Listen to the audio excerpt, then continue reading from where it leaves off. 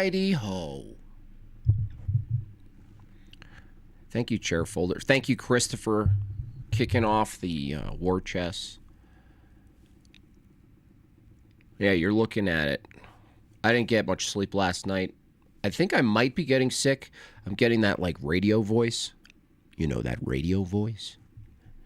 But I'm not sure. I may have avoided it, but you know, the whole family got the great reset.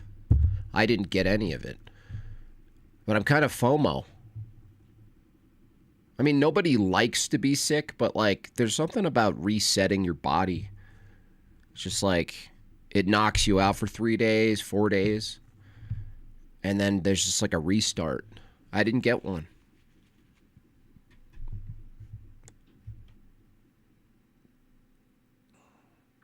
Why does this intro song make me feel so much? Because it's made by a Hello Listener, who is a pretty much a bundle of pure emotion.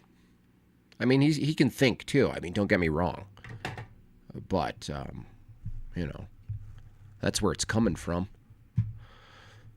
Today's going to be, you saw the thumbnail, a hangout stream.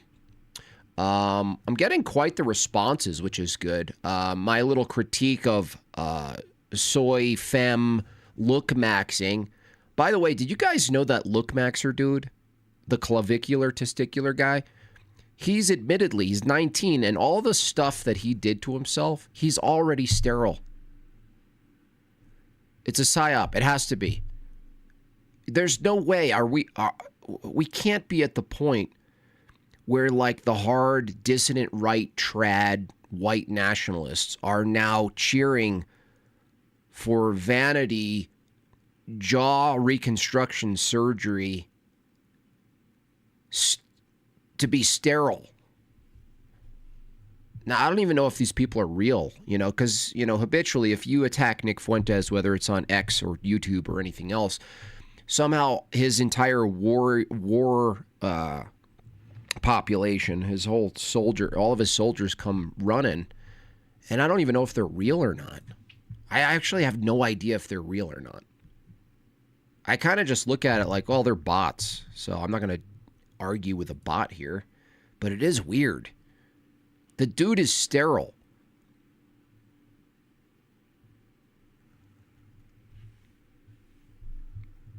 What, dude, seriously, like, think about that. What's the purpose of, like, pristine masculinity? You know what I mean? High value man, you know, impeccable shoulders, beautiful face, long, luscious hair. What is it? What is it if you can't make a child? I mean, if you're going to run with that anyway. If you're going to run with that, it's like you can't even reproduce that genetically. So gay, dude. So gay. I'd be embarrassed if I was like a full-on Nick Fuentes guy right now. I'd be a little bit embarrassed with the trajectory here.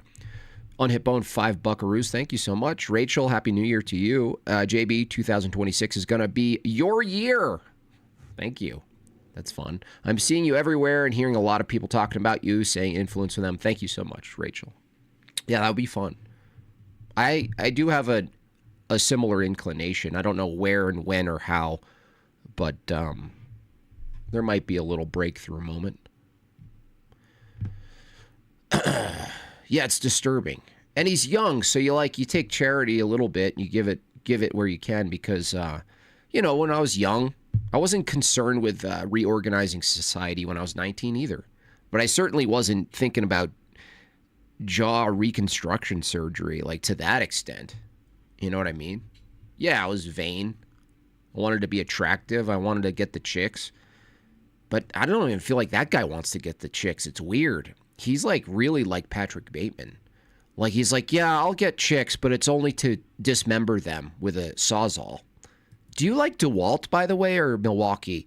I found that Milwaukee, it had a hard time cutting through the bigger bones of the females that I collect. What do you think, Nick Fuentes? For the goal, Happy New Year. Thank you, Austin. I really appreciate that from Australia. And Murdoch Art, $5. Asceticism is the last real rebellion left for the West's youth. Yeah, It's like you can't double down on materialism. You can't double down on vanity. It's not going to work. There's nothing there, guys. That's why I'm like, is it a really, is it a psyop? Did they like, because I never heard of that guy, but I'm a boomer. I'm what they call unk at this point. They came into my chats going, oh my gosh, a guy with gray and white in his beard criticizing clavicular. What are you kidding me? This is just sad. This is just sad. I don't know where they're going with this. Reclaim, dude. We're gonna fight. We're gonna fight Islam. How? Beauty tips. We're gonna fight Islam. How? Cucumbers on my eyes. You're gonna fight Islam? How you gonna do that? Butt implants. I'm gonna make myself so gorgeous. They're just gonna run. They're just gonna run. I'm gonna be so beautiful. They're just gonna leave. They're gonna leave Minnesota. We're taking Dearborn, Michigan back, babies. Yes, queen. What are they gonna do? Is there gonna be a Groyper pride parade and it's just clavicular on one of those like floats where he's waving? Oh, that yeah. We are here. We are right-wing queens. Slay.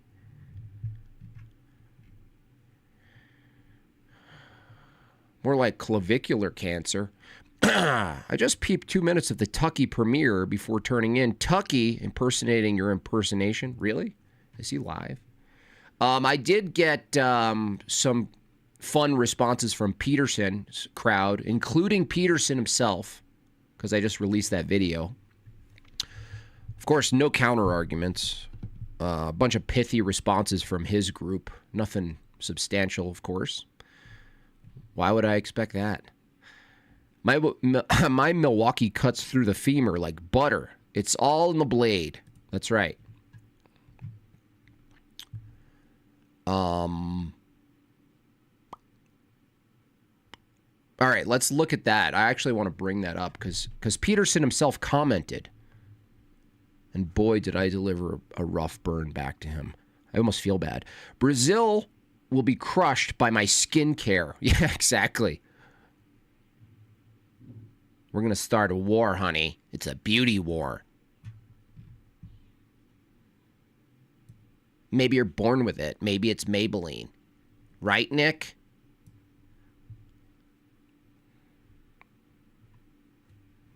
Weird, dude. Just weird. Just weird stuff. Who knows?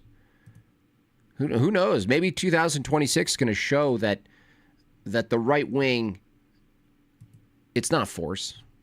It's not policy. It's not persuasion. It's not argumentation. We're all wrong about this. It's not exposing progressive garbage. It's not about exposing fake conservatism, liberalism. No. Honey.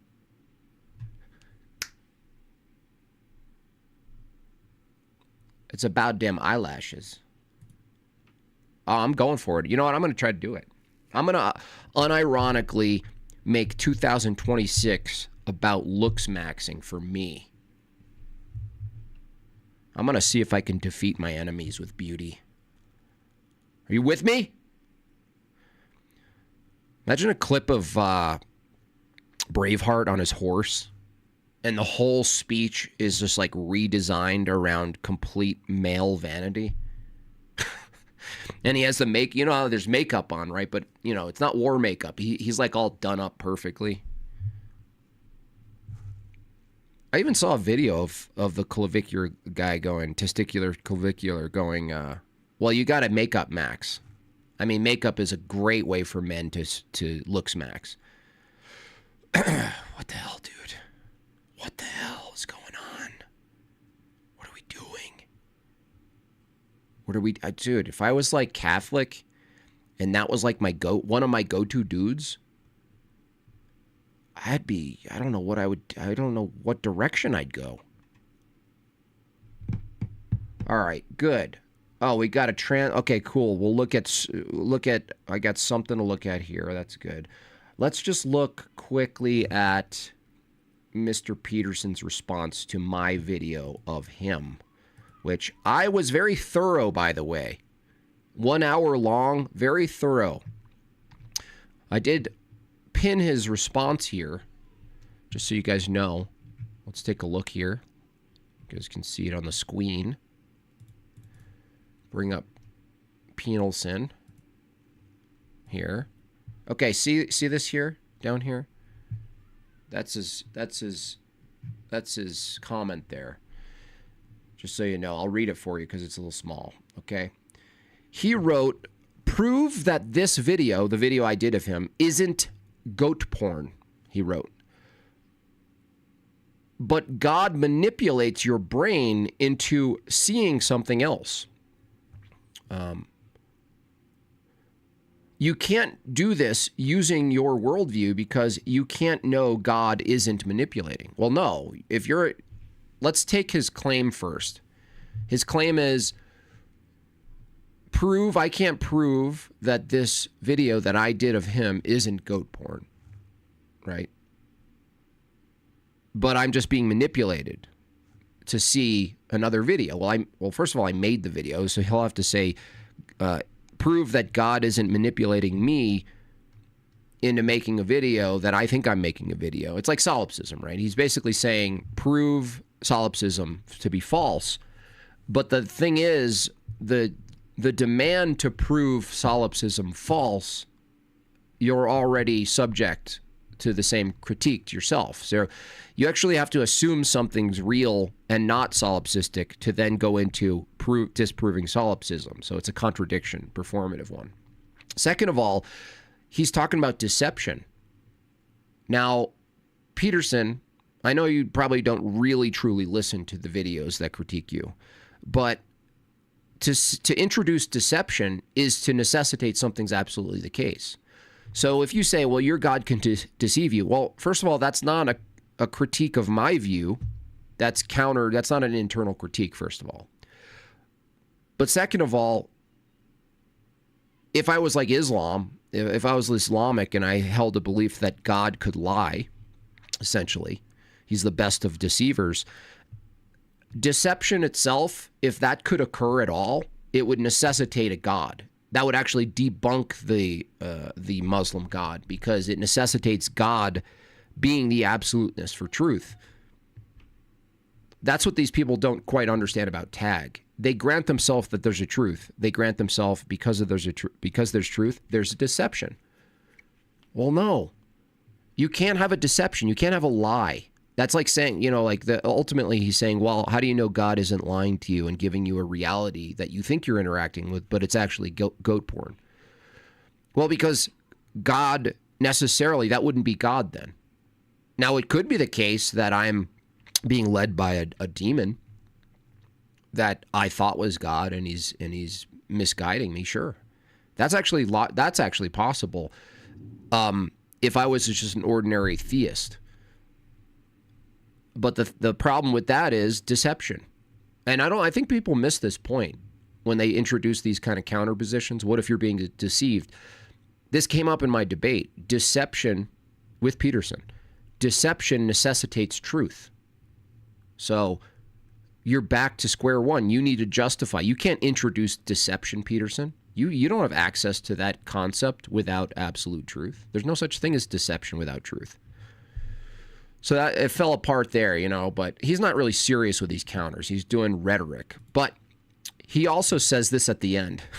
He says, also, I'm a better guitarist than you, which he's kind of being pithy. He's generally a good sport. Now, I came back because there's another thing. When you say proof is habitually a mathematical term. Anyway, second of all, he said, I wrote, you might be, this is a burn. I said, you might be better at guitar than me, but you don't have anything to say with it. And that's really the saddest thing. When someone's like really good at something, it's like someone knows 10 languages. They're just fluent in 10 languages and you're just like blown away, but they don't have anything to say. They're technically good at painting things, but they have nothing to say. That's the worst. That's the most lonely creative position where you're like, oh, I'm good at it, but I have no soul and I have no spirit and I have nothing to say. There's nothing I can add to. It hurts. Yeah, that hurts. That's going to hurt, man. You know what I mean? If Helen Keller was real, that would be a good demonstration, but she's not, so. Anyway, his audience is coping. Obviously, they heard of the video, found it. Nothing but coping. Dude, the comments are so pathetic. They're just so bad at this point. It's sad to watch. Thank you so much, AC. 10 big buckaroos. So now we're just back to Descartes' evil demon, restated the avoid the paradigm comparison. Yes. Yep. Circle back. They are so afraid in more interesting conversation than just say an analytical axle. Yeah, that's the problem, AC, is like, if they actually got into it, they would learn that some of these counters already existed. They just kind of circulate back to them, and it would be more interesting if they actually engaged with it, but they really don't. Another good news, I'm going to be debating yet another, the aggressive, I don't know if he was in the chat, Kyle, I think his name was. He's another Mormon LDS. We've set a date on Modern Day Debate. I will dual stream it here, of course. And, because our chat's better. Is Mormonism Christian? Is LDS Christian? Which is one of my favorite topics. So I'm going to go pretty hard in the paint there on that debate. That is, what is it? January 6th. A couple days. So excited for that. I'll put up the, as soon as there's a thumbnail that I make, I'll put that up. And that's excited. I also reached out to James because I want to debate this guy. You guys know this guy, right? He's live right now. So there's 10 to the... He's a very aggressive, new, young atheist to the TikTok sphere. He's very confident in his little place here on TikTok. So that's why I try to pull them out of TikTok. Everyone's always like, go over there then. Go over there. And it's like, yeah, I can go and do a TikTok invasion type style. That's fine. But you know what I'd much rather have?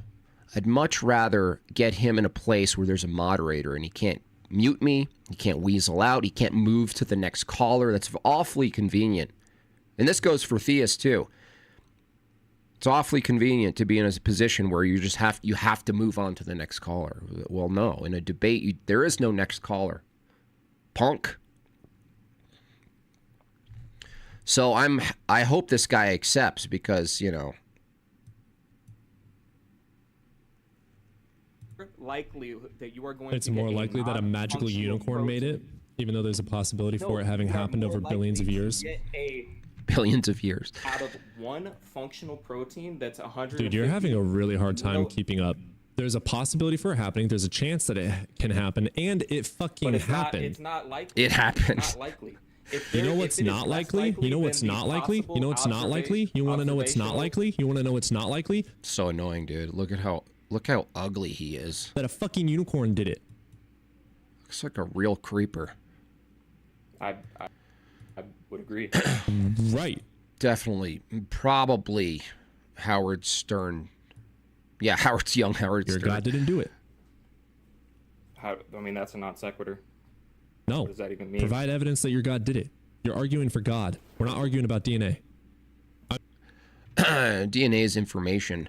Do you think we could reach out to Modern Day Debate to get Justin from Deconstruction Zone in a formal debate with someone like Father DeYoung? Stephen DeYoung. Probably not. I don't even think people like Father Stephen DeYoung would debate. Honestly, I thought about that too, AC, and I was thinking something gets, I don't know what it is. Something gets like cheapened or something when I see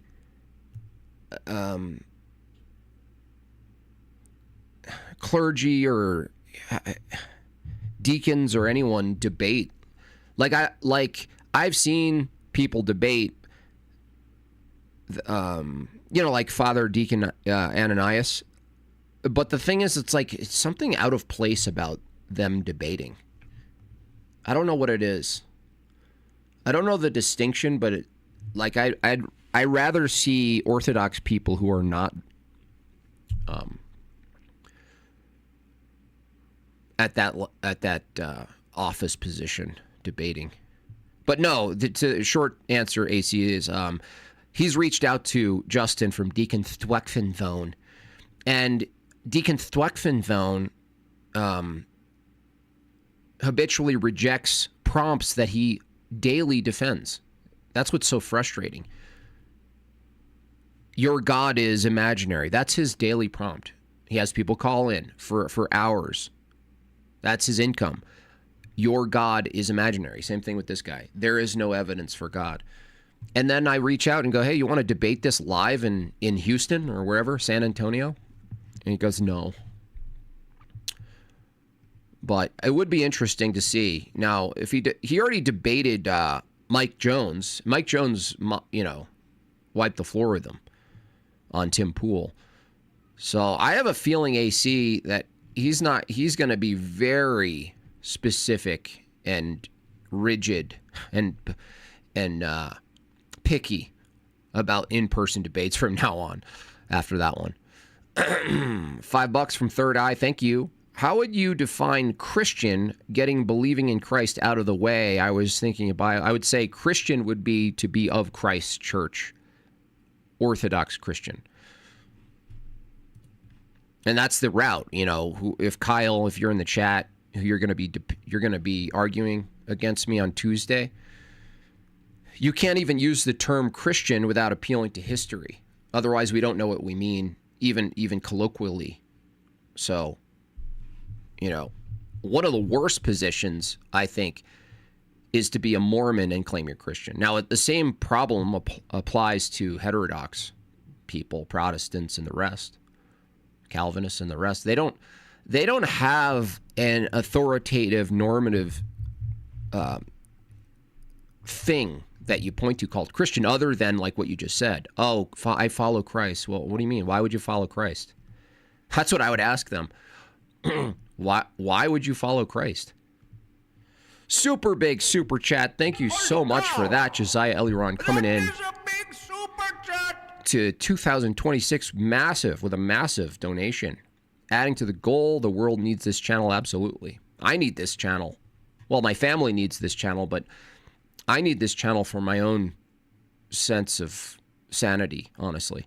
AC, another 10. That's true. Just trying to think of someone who has the linguistics down to match him on this thing, biblical scholarship. Skamoon.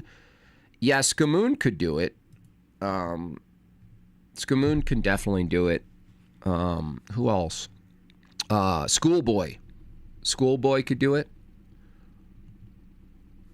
Who else? Bryce could do it. Bryce doesn't go too much scripturally, but I think he could. I think Bryce could do it. But it's just so terrible watching Deacon Thwekvenvone. It's bad. It's not a fun time. Anyway, what else we got here? There was something I was about to bring up, actually. Oh, yeah. Okay, yeah. Let's do this. The Troons thing. This guy, they say a Troons caller gets owned. I can't believe people are still trying to defend Troon stuff at this point. It's just so done. It's totally done. Chase could. Yeah, I'm trying to get Chase. Chase is very picky about debating. He'll call in once in a while, but I'm like, dude, there's such a missing seat in the debate world, and it's Chase.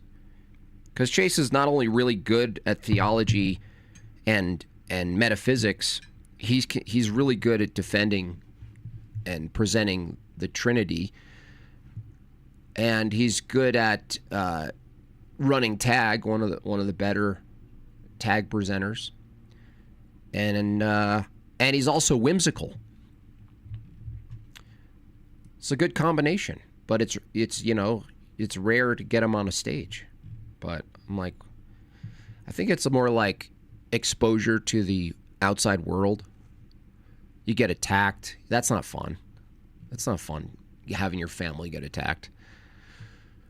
The Bible is a sci-fi book. Atheist, you really don't have any arguments, do you?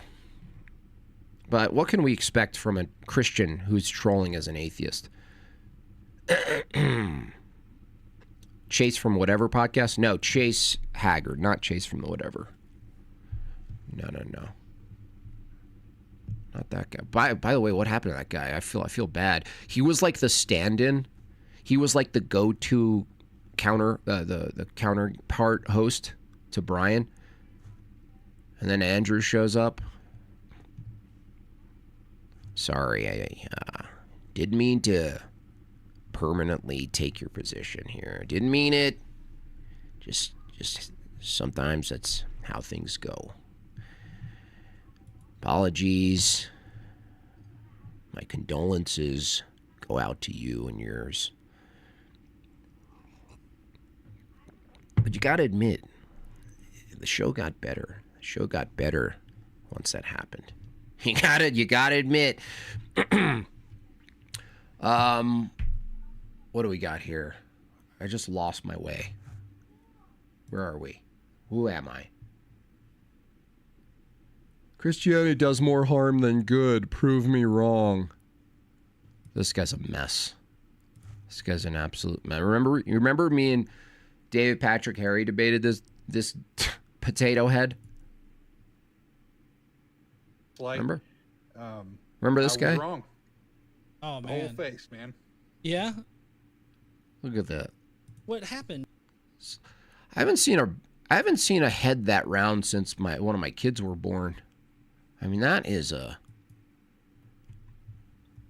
little softball of a head, isn't it? I still need to bleach my memories from those crazy look maxers the other day. Yeah, seriously. I almost regret covering it. You know, because now I'm getting attacked by frog kids. I don't even call them frog men anymore. They're like frog kids. They're spurging out in my comments. Oh, Jim, you're just jealous of Nick Fuentes. No, I'm not. I'm not jealous. I wouldn't want to be Nick Fuentes. You kidding me? Childless, wifeless, alone, selling America First hats. You know, leading a bunch of young incels around town. No, that's awful. Terrible. Terrible life.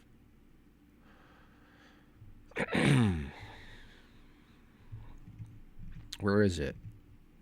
I don't know. You know, wait a second. Hold on. Christian nationalism meets American. Oh, this should be interesting.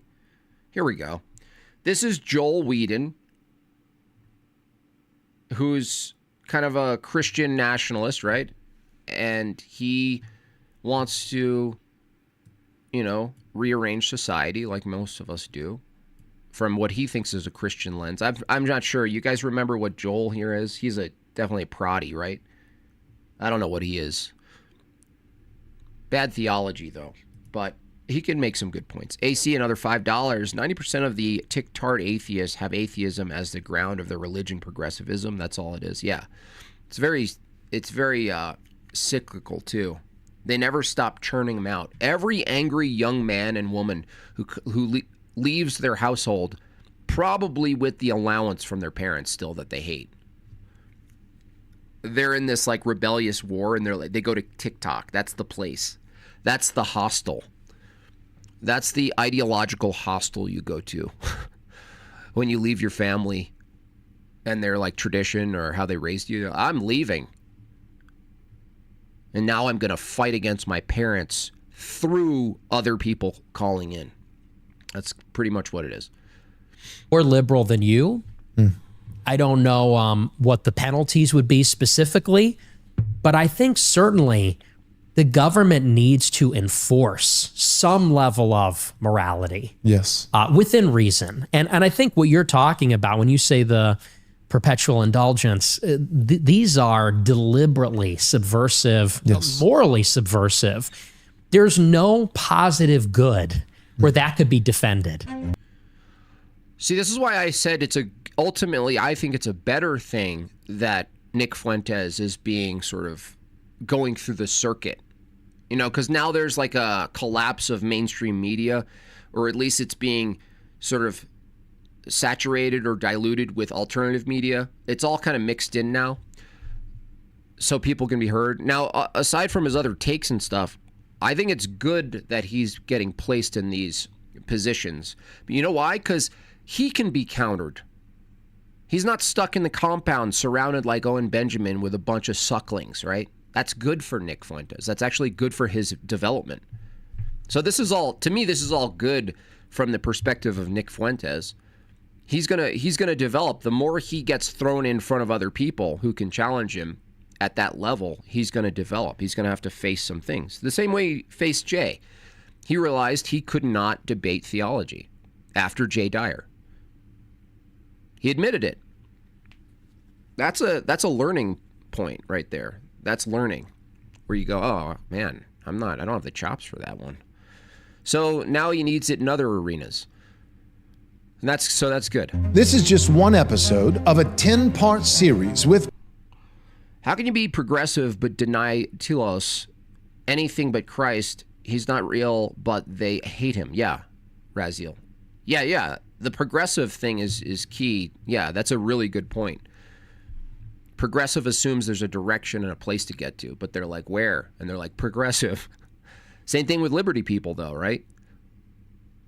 In fact, progressivism probably has a better position to claim at least some pseudo-telos than pure libertarianism. Just straight up liberty. That's like the worst direction. You know what the direction of liberty is? The direction of liberty is to the self. That's the only direction of liberty. Right back to the self. That's the direction. And we're seeing it. We're completely seeing it.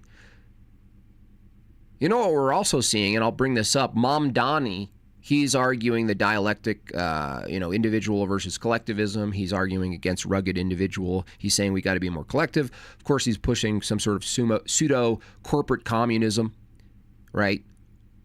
But this is also a false dialectic. It has the right side now freaking out. The boomer classical liberals, the rugged individualists going, no. All the libertarians are going, no, this is terrible. You can't push that. And the correct answer is actually something that combines both. It makes sense of the individual. It honors the individual. It properly assigns the value and the uniqueness of individuals, but in reference to the collective, not either or. They keep presenting this either or thing. And now Mamdani with his speech there, he's now just lit the fire with the people left who are stuck in this pure individualism, Ayn Randian bullshit hellscape that we're trying to get out of. But at the same time, if you get a right-winger in there and say, well, no, he's wrong, Mamdani is wrong about his presentation of collectivism, but there's a version of the collective and the individual that's correct. And then they go, well, you commie. Now that's going to be the new dialectic. The right side, the dissident right that properly categorizes the collective and the individual through a paradigm, Christian orthodoxy. They're going to be called commies right now. So it forces the right to agree partially now. And that's the trick, isn't it? Perhaps the most controversial man in America, namely Nicholas J. Fuentes. Now, the whole series will eventually be made public right here, with one new episode dropping each week on Wednesday. Is he doing a pseudo-British impersonation? Why is he? It's really... I want to talk like that. I want to talk like Joel... What is his name? Joel Whedon? Is that his name? And we're not... I want to talk like that. Ooh, boy, look at those teeth. Not look maxing. Not doing the look max. Did he always have that split in his teeth? He must have gotten that fixed. I got a Visalign, guys. Not just talking about Nick's childhood experiences or what he did in college back in the day. No, we're focusing our exclusive Webben? Joel Webben. attention on what Nick believes. What is it that Nick really thinks about race, women, Trump, Israel, Jews, masculinity, and even more? That's Guys, I really have to start using intense violin music. But not like for something appropriate like this intro. I want to use it for basic things. You know, when Megbob, shout out to Megbob, when she brings me up a meal or something, I'm going to hit the music and I'm going to describe what she made me, but using this music. That's what this series is all about. It's a one-stop shop to focus on the core tenets of Nick Fuentes' beliefs on the These aren't your ordinary type of chicken nuggets. These are the real kind, with really good seasoned breading. major headline issues of our day. Now, you're going to have to wait a total of 10 weeks for this to slow drip out to the public. However, for those of you who may be interested, you can binge watch all 10 episodes ad-free today by so far, no one else. Jeez, man. Way to sell it, bro. I could use some of that grift.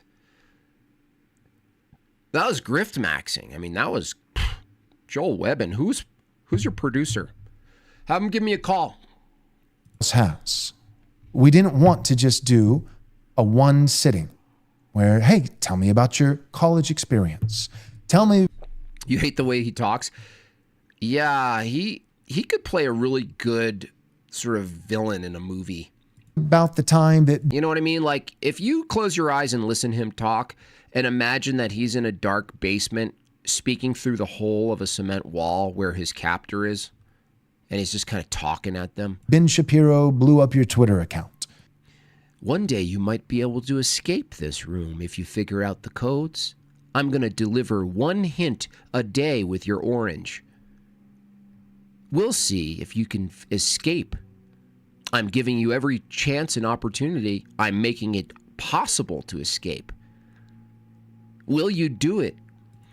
No, we wanted to have a thorough, one-stop shop, deep dive on the core tenets of the man's actual beliefs. What does he really believe about? Is he like a preacher? That's what it is. The cadence is he's an actual stand-up. He has to be. About faith, about politics, about Israel, about America, foreign affairs, men. Yeah, he's like the Matt. Yeah, he's the farther right Matt Walsh. Women. I bet he gets signs of autographs as Matt Walsh. Jews, Catholics, Protestants, the whole nine yards. Now, why? Why does it matter what he believes? Well, because he's not merely the most controversial. He's not what? Man in America. Nick Fuentes is the most controversial man in America? No. What? Dude, that's shameless. That's like, I got him on. He's the most controversial, and he's on my show. I don't think so, man. I don't. Is this James Tipton? Yeah, on the political actors studio. When's the first time you said a hard R, Nick? When's the first time you said a hard R on the stage? For pretty much everyone under the age of 45, he's arguably also the most significant man in America. And whether you love him or hate him, your neighbors are listening to what he has to say. Now this is a work, as the kids call it. This is interesting. Like, someone like him sees Nick Fuentes as a really good opportunity on overselling the influence of the dissident right. Now, I think the dissident right, because I'm a part of it in many ways, is influential in a different way than these other sort of authorized conservative spaces and outfits and stuff. You know, they're like the Urban Outfitters. We're like the small mom and pop shop that you have to find using landmarks, not Google search. But he's like, oh, this is a good opportunity. What we're going to do is we're going to oversell Nick Fuentes and his influence and his reach and how important he is. Then, under that umbrella, everyone else rising ship, basically. If you rise the tide of Nick Fuentes, you rise the tide for everyone who's peripheral to Nick Fuentes. Now, that's smart. I'm not even against it necessarily, but it seems a bit on the nose, at least. It's like it's overselling. Like, I see through it. Maybe most people won't. I kind of see right through this. I'm like, oh, this is a move. And maybe it's a good move. Maybe it's better that, if I'm going to sell a dilemma to you all right now, maybe it's better that Nick Fuentes and everyone who's adjacent and parallel to him having the megaphone is better than what it's been, which has been classical liberalism, Daily Wire, Ben Shapiro, Jordan Peterson, all of these people who are dying out now, thank God. Now the talk is like, okay, dissonant, more aggressive right-leaning politics. Nick Fuentes is a good flag to put in the ground. So this is a flag in the ground moment. That's what I think he's trying to sell. And so why not actually get to the bottom of it? Why not ask the questions that need to be asked? What do you think about every single major headline issue that matters in our day? Now, there's another reason that we chose to do this series with Nick. It's so performative the way he talks. Do you think he really talks like that when he's having a beer? The head of your beer was overpoured. Is it the bartender's fault, or maybe it's the keg itself? When will you take a sip? Will you cheers my glass first? Shall we sit here at the bar or find a more comfortable spot in the corner? I've always liked hotel lobby bars.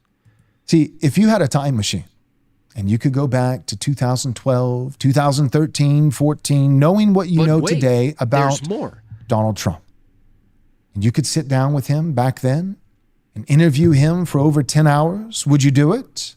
Even people who hate Trump, if they were honest, would say yes. Why? Because you see the man's significance.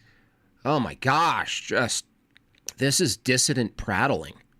Just stop the poetry, man. We get it. You do Matt Walsh, monologues. I like monologues. If I had a chair like that, I'd do a monologue every day as well. You know what I mean? A chair clearly made of the skin of people, stapled and riveted together on top of some oak wood. He's even wearing oak wood shoes. And that room just smells like old pipes and books. I would totally do a monologue in that room. I'd be drunk in that room. I mean, that room screams, by the way, once the podcast's over, I'm not moving either. I'm staying right here with my yucky juice. Chaw, $20. Is there some core moment or effect that made it so that the boomers cannot follow philosophy? Yeah, it was the moon landing. He mentioned people over 45, and I notice this is with my parents, that they are so suspicious of philosophical arguments. Yes. Well, I mean, people are correct to be suspicious of philosophy because it does quickly get into absurdity. And so you got to use philosophy as a tool, not as a goal. So we're even warned about vain philosophy. So from that perspective, I think they're taking a very broad, safe, hesitant approach that might be biblical, Chase or Chaw. You know what I mean? Like they don't want to get in. They want their lives simple. They want to wake up. They want predictability. They want to be governed. They want the regularity of life to happen. But they certainly stopped using logic when they thought that they saw people land on the moon in 1969. Further, our version of that would be 2 buildings fall, free fall speed, no resistance detected into their own footprint in front of everybody.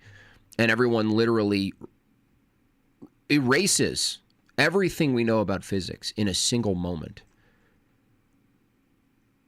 You're trying to bring up like basics on physics, that what we saw is inconsistent with the narrative. I think that actually breaks people's brains. I think that breaks people's brains and they stop thinking. They're like, no. Because if I don't violate the laws of physics by stating that a plane could take down two planes could take down 3 buildings at free fall speed, if that's not the case, then something else is the case, and I do not want to chase that case around. I can't. I need to pick up the kids at T-ball. I don't even know my next meal. You think I'm going to be able to solve this problem? It's better to just pacify myself. What I find more irritating is I almost want to listen to him more. I know, me too. You can call me stupid, and maybe I am. Maybe as time goes on, there'll be egg on my face. But I think that the energy surrounding... Oh, they think everything is just TDS? Yeah, that's an easy way out too, Chaw. Everything's TDS. Nick Fuentes in 2025 and now 2026 is eerily similar to the energy that was surrounding Trump back in 2015. I'll go ahead and publicly say it. I have nothing to lose. Maybe I'm wrong, but maybe I'm right. I believe Nick Fuentes will one day either be president or at minimum a quintessential kingmaker with such profound influence that whoever is president won't be able to get there without Nick's support. And if a man really is that significant, if he actually has that kind of momentum, then it behooves us to hear him out. For better or for worse, what does he actually think? Okay. Now I'm starting to lean into this Truman Show idea now. Because this is so contrived and performative. It's like, I bet Michael Knowles saw this and he was like, I am jealous, I got to admit. I mean, just the stage presence and the clarity and the enunciation of this man. I mean, it's so pristine. Everything's pristine. There's not a single or maybe or or like. Every word counts. Not a syllable wasted. I got to give him that. I mean, to be able to talk like that normally, forget looks maxing. This is talks maxing. This is speak maxing. You got to give him credit. It's very effective to be able to speak so clearly and so precisely without any wasted fat. Super effective. I can't do it. I'm too verbose. My mouth doesn't work. I don't even think the muscles in my mouth always work. Sometimes my lip will just not react, and I'll be like, that. I'll miss words in between words that need to be said because I'm speaking so fast. You know, it's not great.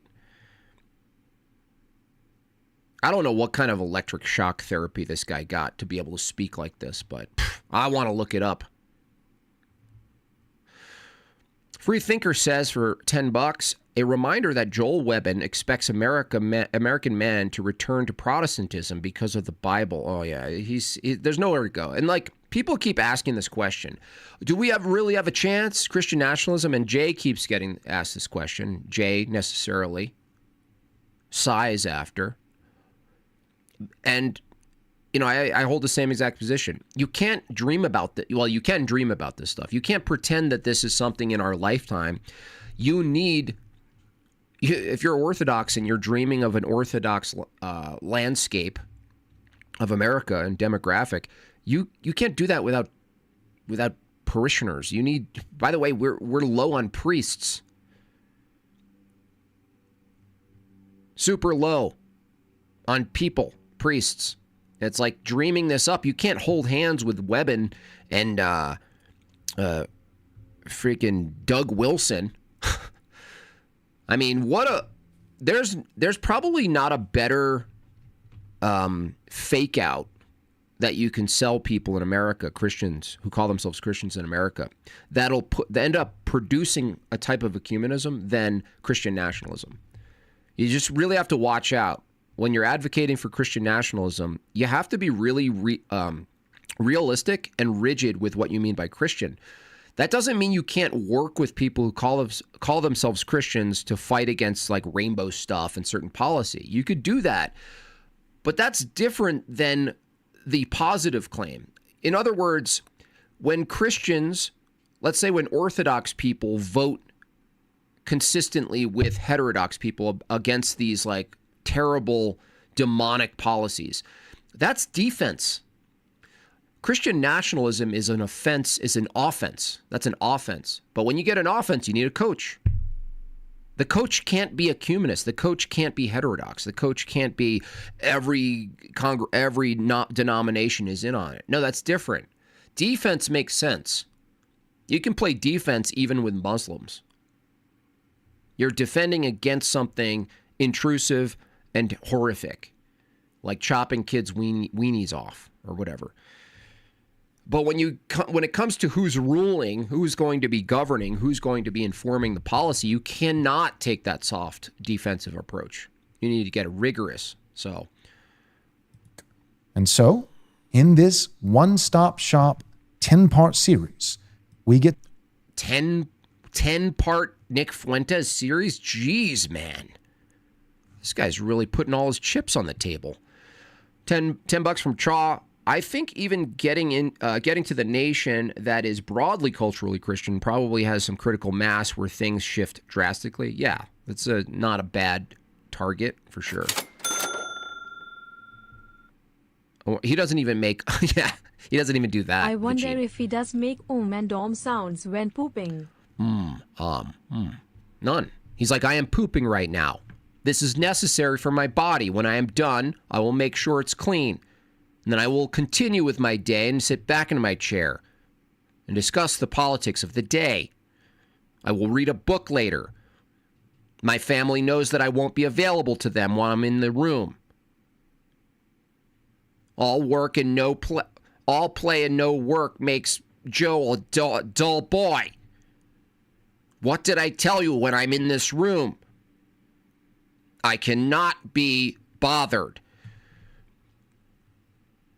So for use, Christian nationalism has a paradox where it has to be theoretical until we have a Christian nation and separate secularized political coalition arguments. Yeah, well, that you have to then filter out heterodoxy. That's I don't know if it's a paradox at that level. It's just that Christian nationalism assumes there's a thing called Christian. And you can't be Orthodox, if you're Orthodox out there, and pretend that there's something else that's other than Orthodoxy that's Christian. Now you can do it like as a method in argumentation, colloquially, but you have to admit that you're being colloquial, like at some point. Because once Christianity, even generally speaking, culturally speaking, like let's say it gets popular to culturally be Christian. So there's a wave of like decency and moral codes and slut shaming and look max shaming and there's some sort of cohesion that starts to emerge, right? At that point, you're still going to need to determine who gets to put their flag in the ground and call it Christian, because it can't be pluralism. Pluralism is not going to solve the problem at all. Get to the bottom of the core tenets of his convictions and beliefs about everything right now in America that seems to matter most. Yeah, I know you can see my shades. Look, right here. Wait. Right here, this is my, you guys wonder what it looks like when I press all the buttons. This right here, those buttons in my right eye, those are the Steam Deck assets. You know what I mean? So I'm going to hit, see? I just got so mad. Thanks, Meg Mom.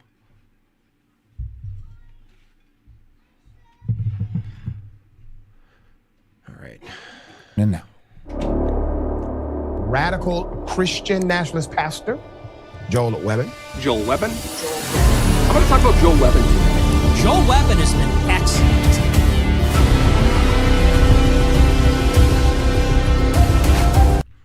Now, I want to just point out, y'all, Joel Webbon presented Nick Fuentes not just as the most influential person in America, but a future, what did he say? Kingmaker. Are you guys putting this together in your head? Are you guys seeing what's happening here? Now, why would Joel Webbon present Nick Fuentes as a kingmaker in particular? Why would he zero in on that kingmaker? Well, who's the king in this situation?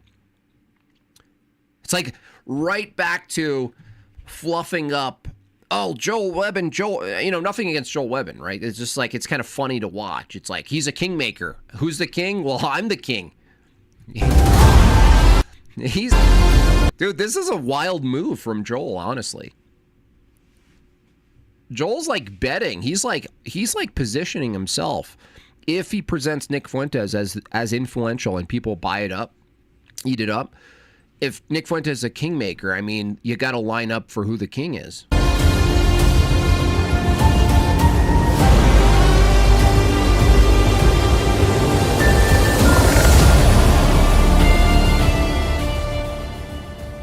Nicholas J. Is it J? Yes. Fuentes. In the flesh. Nice to meet you. Yes. Nice to meet you too. Yeah. So this is actually going to be a 10-part series. It's not just a one and done. You were gracious. You're actually locked into my smoking room right now. I don't know if you know that. You don't leave until all 10 parts of this series are done. Did you know that, Nick? What is it, J? Is it Nicholas J. Fuentes? Yeah. There are 2 safe, secure level doors. 2 of them have combinations. One of them has a combination and a lock key. The lock key one, I don't know if you know this, Nicholas J. Fuentes, but the lock to that, the key to that lock is actually currently in my stomach, which is scheduled to come out of my body at about 3:30. With your time, came out, spent about half a week with us last fall by the time that this is airing. And we want to do a lot of good with this series. And so it's going to be 10 parts. And I'm scared. we are reserving nothing. I gave you my word that, nothing's going to be behind the paywall where, keep it in the vault. You'll never get to see it unless you give us your money. We are going to have kind of some of the raw footage available for ad-free and early access. He's like talking to a prostitute. Well, I'm not going to totally pimp you, but some of the hot previews, I am going to charge people for that. I hope you understand. Access. So if anybody is like, they're watching this, it's the first episode, and they're like, 10? It's 10 parts? I want to get it all. Right now. I just want you to know, Nick, how I'm exploiting you in advance, just so you know how I'm drawing this out, monetarily speaking, from a business perspective. I just want you to know how I'm going to benefit from you, actually. Now, so if you want to binge watch it, you can, and we're going to make that available. You hear about that a little bit later, how to get that. But if you're like, nah, I don't want to have to pay for it, it will all come out, but we're going to do one at a time. So one episode. He's like, what the hell? Okay. Why are you telling me this? He's like, episode per week for 10 weeks. So this is probably going to go all the way through halfway into March. So I'm excited. What I had in mind, Nicholas J. Fuentes. I'm going to sell parts of your flesh to the audience 1 ounce at a time. So that's the model. They pay per second. I'm going to release, there's a sub-series of this series where I release just you breathing, just parts of you breathing to your own audience. up to 30, 40 seconds of you talking and also reacting. So I also have, Nick, I don't want you to be uncomfortable, but there are 17 cameras and they're all on you. And I'm going to be selling, there's a camera that's just pointing at your hands. And I'm going to be selling hand footage of this conversation on my website in small micro dose payments. So, with that said, there's other angles, nothing crazy. Your feet, your kneecaps, which that footage sells a little bit. It's less expensive than the hand footage. And then I've developed something called Skin Coin. Yeah, Christopher, Skin Coin, which basically it's an NFT system where there's zoom in photos of your skin, Nicholas J. Fuentes' skin, and I put them into NFTs, and depending on the section of the skin that it's photographed, that determines the value of the NFT. Moles, I know every one of your moles, Nicholas J. Fuentes. The particular photos of your moles go for a pretty exorbitant amount as an NFT. Just so you know, this is just a conversation, but I just want you to know the actual monetary and business platform that I'm going to be running from this conversation. Okay. Lip cam. I do have a lip cam. Don't be self-conscious. It's going to be taking a photograph of your mouth every 30 seconds. And I'm going to be selling a stop motion animation of your mouth to my audience. That's the highest tier. Anyway, let's talk about politics. So first thing that I thought that we should talk about is America First and Christian nationalism. You're a Christian nationalist, right? Yes. Okay, so I want to ask you about America First, but first, let's start with the Christian nationalist piece. Obviously, they both run into each other. When you say you're a Christian nationalist, what do you mean by that? I believe that America's a Christian nation. Yeah. Which is sort of in the name. Christian nationalist, America's a Christian nation. And I think that Christianity is an essential part of America's identity. Fundamentally, I think that America should have a Christian government, is what I think that ultimately comes down to. Amen. And if you want to get very specific and detailed about it, I believe that only Christians should be legislators, judges, and in the executive branch. Amen. I think that if Christianity Amen. is right and true. Yeah, but the thing is, Nick Fuentes, Muslims worship the same God as you. Now, I wonder how they would argue against this. You know what I mean? Like, how do you argue against Muslims participating in the legislative process from the angle that they worship the same God? I still don't know how they get out of this. True. If God has a law, then our government should follow that. I think that's historically our identity. I think that's the truth. I think that's consistent with what our civilization is. So I would start there. I think that we should have a fully Christian government. What do you think? I agree wholeheartedly. Lex Rex, the law is above the king. I'm actually comfortable with the king. I think just because of America's founding and history, I think we could functionally get there, but I don't think we would ever call someone a king. You know, it's just not in our blood. Nick is boring. He's not always boring, but in some sense, he is boring. Americans, there's an in this setting, he's almost being forced to be boring. Version to that. But even if there was a monarch, the law of God is still ultimately the ruler. Lex Rex. Saying that as a Protestant is wild. The law above the king. In terms of the law of God, you know, we have all these statutes throughout the Old Testament, and then many of them restated and some new ones in the New Testament. But the summary of the law would be the Decalogue, the Ten Commandments, Exodus chapter 20. That really summarizes the law. And then Jesus summarizes it even further when he says, you know, the first and greatest commandment is to love the Lord our God with all our heart, soul, mind, strength. And the second is like it, that we should love our neighbor as ourselves. All of the law, he continues, and the prophet.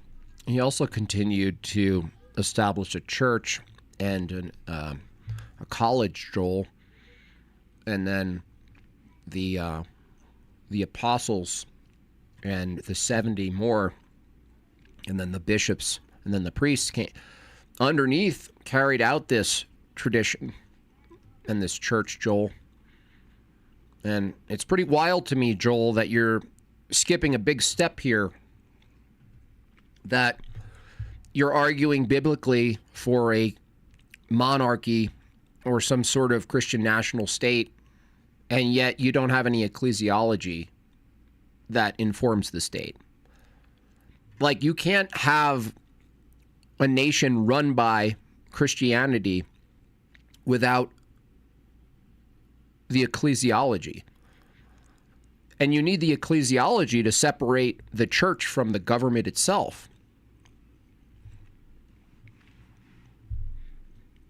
You can't have a conception of a symphonia, a split between the identity of the nation or the government and the identity and the function of the church without the church. This is what, now I would agree. Let's pretend we're a bunch of leftists for a second.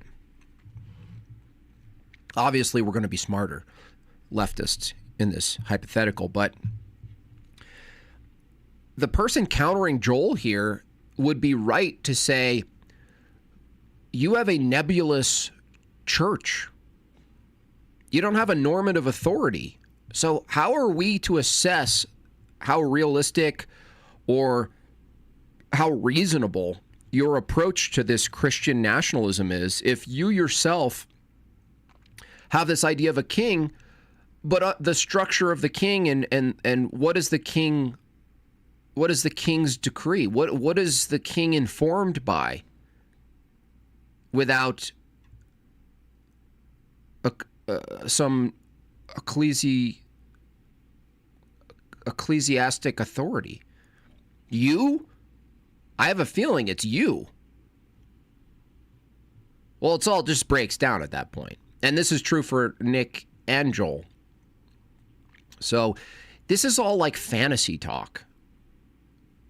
Do I like fantasizing about a Christian nation or even a monarchy? Yeah, but I'm not going to pretend it's not fantasy. You know why? Because what I just said. As soon as you get into the granular aspect of this, it all just keeps crumbling down, and it shows actually that there would necessarily need to be an infight between people who call themselves Christians for you to arise at some sort of conception of a Christian nationalist existence. At least Orthodox are honest with this. We're like, yeah, we would love an Orthodox nation. First and foremost, that's about 100, 200-year project, considering we need humans. We need to produce and convert Christians, but we also need a clergy. There's so much more. You can't just we'll just make a king who's Christian called Joel Webben, and he has the support of one Nicholas J. Fuentes. Suddenly, let's make laws for a bunch of secularists. No, dude, that's not bringing people to the church at all, man. Did your sunglasses give you Jay Dyer powers? Yes, that's why I wear them sometimes. All right, this is Dom.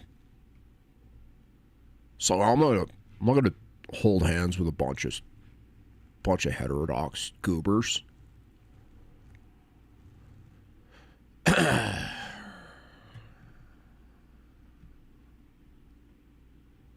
Lift Logic Labs. Heard we're on, Jim Bob. See you soon. Are you that guy? Are you Kyle? Yeah, we're on, Kyle. See you on Tuesday. Boogie Whistle, $10. It's always the same story with heterodox. They miss the point. They talk past each other from the jump. What does it mean to be Christian in the first place? They don't tackle that, right? That'll get them in contention immediately. Oh, we agree to be a Christian nation. Well, Nick Fuentes, I don't even know what the Catholic position at this point is. Do Catholics hold that, like, if they argue that Muslims worship the triune Godhead without knowing it, meanwhile they knowingly reject it, do they include someone like Joel? You're a Christian too? Do they say that? I don't even know if they do. Nick wasting his chance to look bigger by not using the chair armrest. That's true. Prophets hinge, they rest on these two commandments. So the way I see it is, Jesus is love God, love neighbor. That being a summary of a summary, being the Decalogue, the 10 Commandments. The 10 Commandments, there's 10 of them, but really they fall into two tables. You have the first 4 of the 10 Commandments. Now I know Catholics and Protestants, we count them a little differently, but in the Protestant case, it's the They never mention Orthodox ever. Never. They like just to pretend that Orthodoxy has no spot on the board every time. first 4 Well, I know the Catholic. the 10 Commandments are in regards to how to love God. Have no other gods before me. Don't make graven images. Don't take the Lord's name in vain, and remember the Sabbath and keep it holy. The next 6 is love for neighbor. Right? It's honor your father and mother. Don't murder. Don't commit adultery. Don't steal. Don't bear false witness, and don't covet. And so Jesus says, love God, love neighbor.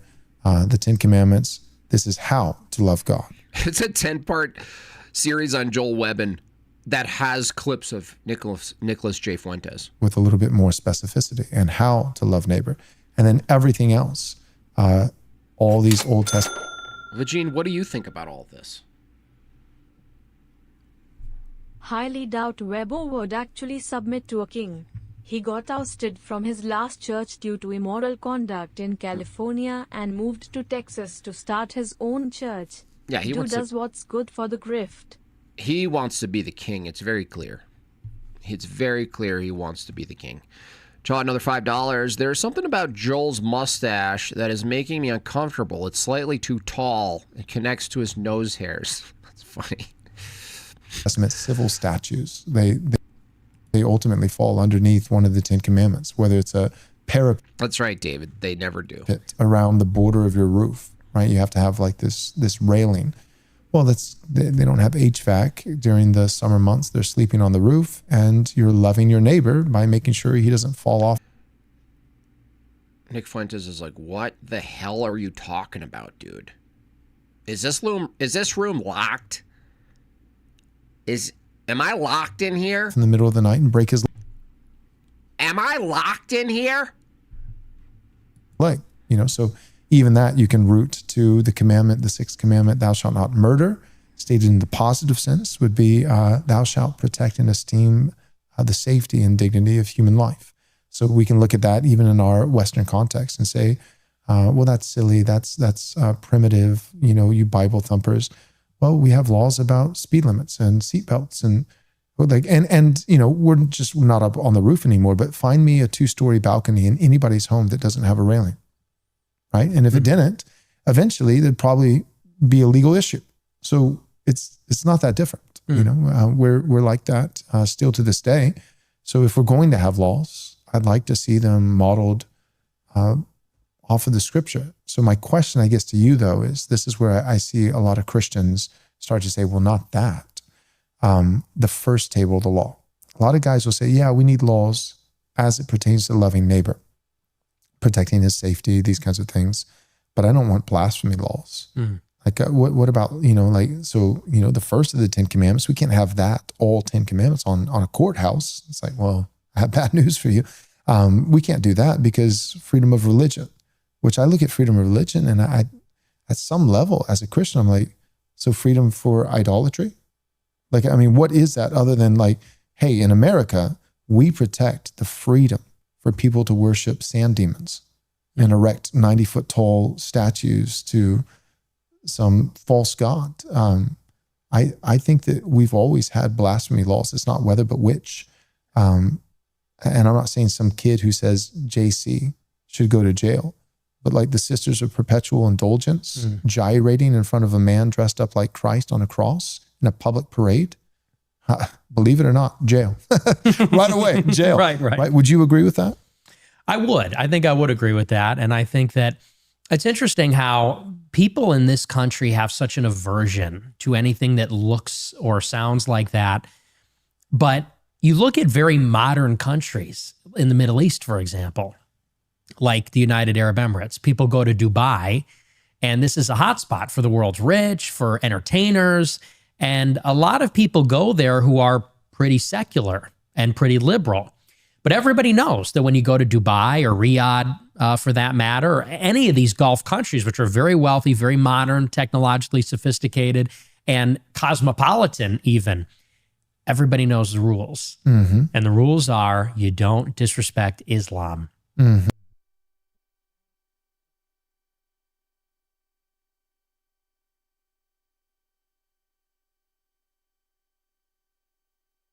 And the whole country abides by that. And there's laws governing public displays of affection, modesty, all kinds of things. And nobody seems to have a problem because they know they don't mess around there. They take their religion seriously.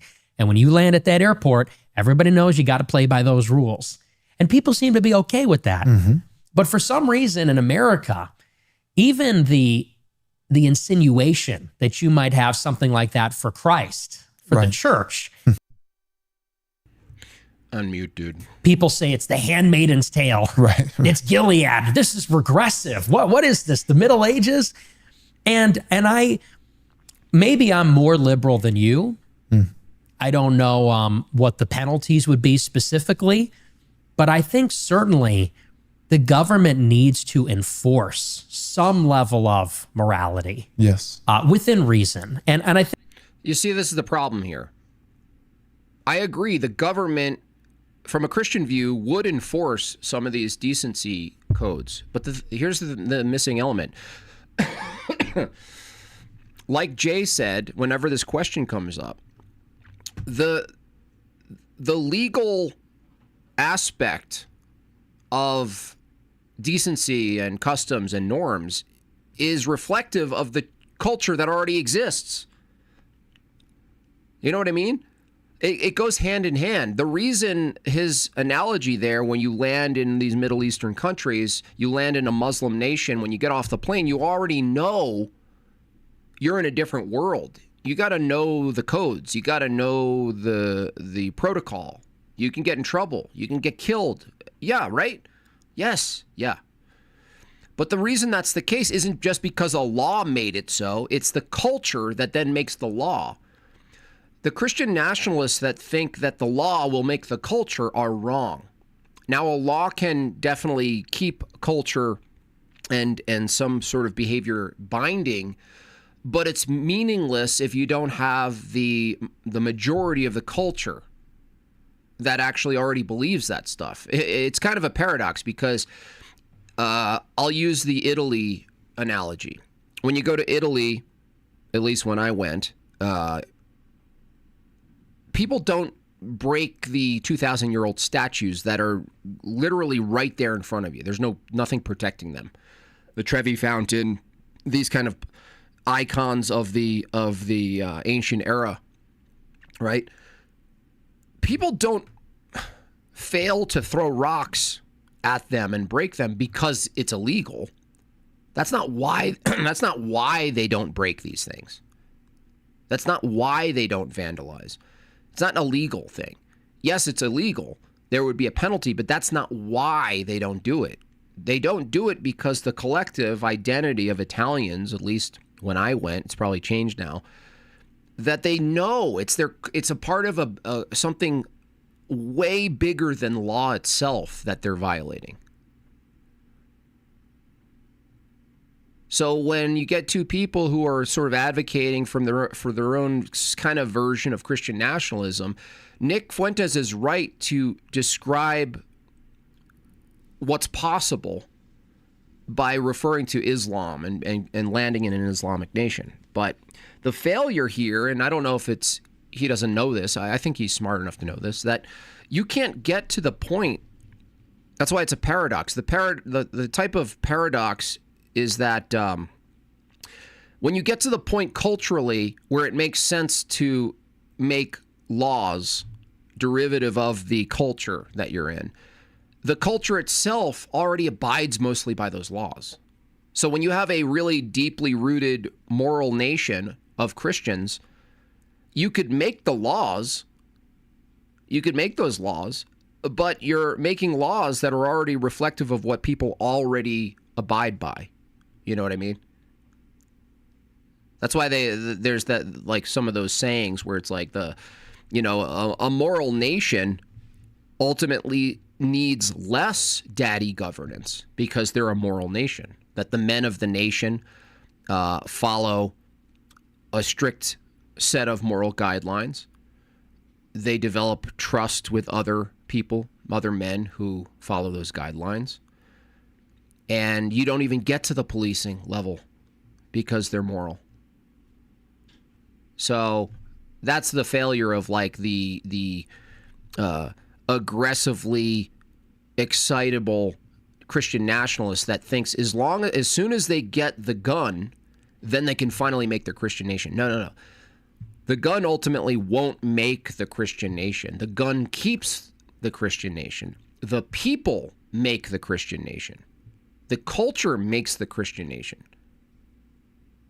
The gun doesn't make the Christian nation. The gun protects it. The gun maintains it. It doesn't make it, though. It doesn't build it. The gun doesn't build anything, you guys. There's no gun that just by way of having the gun actually builds something sustainable. It keeps it, it defends it. And that's the distinction I see missing in a lot of these talks. I think what you're talking about when you say the perpetual indulgence, these are deliberately subversive, morally subversive. There's no positive good where that could be defended. Right. I don't know. Stangley says $10. Serious question. Why should Orthodox Christians care so much if others convert? Soteriology. Do we really need more people to be Orthodox? We don't need anything. From an Orthodox perspective, we convert people because, first and foremost, theological reasons, spiritual reasons. It's for them. It's actually helping them to convert. If you're asking the question, do we really need more people to be Orthodox? No, but being Orthodox includes converting people. So it's kind of you can't really be Orthodox without assuming that you're also ultimately attempting for people to be baptized and folded into the body.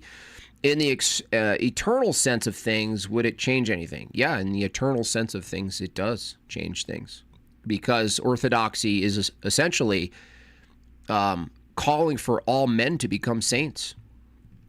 So, yeah, it's I would say the theological aspect, extensively, of being Orthodox is very important to convert people, not because it'll make some sort of culture that you like. That's secondary. Those are like the secondary fruits of Orthodoxy. The primary fruits of Orthodoxy is that you have saintly people, that you're setting it up for people to be oriented toward God in such a way where they're experiencing the fire of God as pure love. That I would outlaw, let's say, heresy, because there should be room for religious debate. It's like there always has been in the church or at different councils and things like that. But something that is deliberately and intentionally meant to blaspheme and offend God and the morals of any decent person, I don't think there's any basis for that. And so, of course, in America at the same time, we have a tradition of freedom of speech.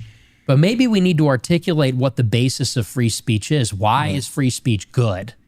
If free speech is good insofar as we could debate about what form of government is best or what kind of society we should have, I'm willing to be more liberal when it comes to things like that. But filth, like pornography, for example, that's not political speech. No. And I don't think there's anything positively good. I don't even actually consider it speech. It's not religious speech either. No. Although I have seen some Jews say that both of... See, I think that's a misstep. I think you would actually have to call it speech and just bite the bullet and say you're not ultimately pro absolute free speech.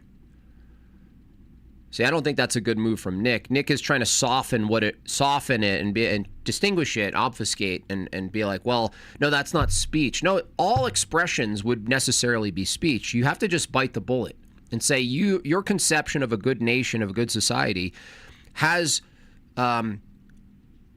bigger arms insofar as constraining and limiting what you call speech. There's no contradiction there. It's not a problem. I don't know why people are so finicky about just saying, look, I'm not ultimately pro free speech of all things.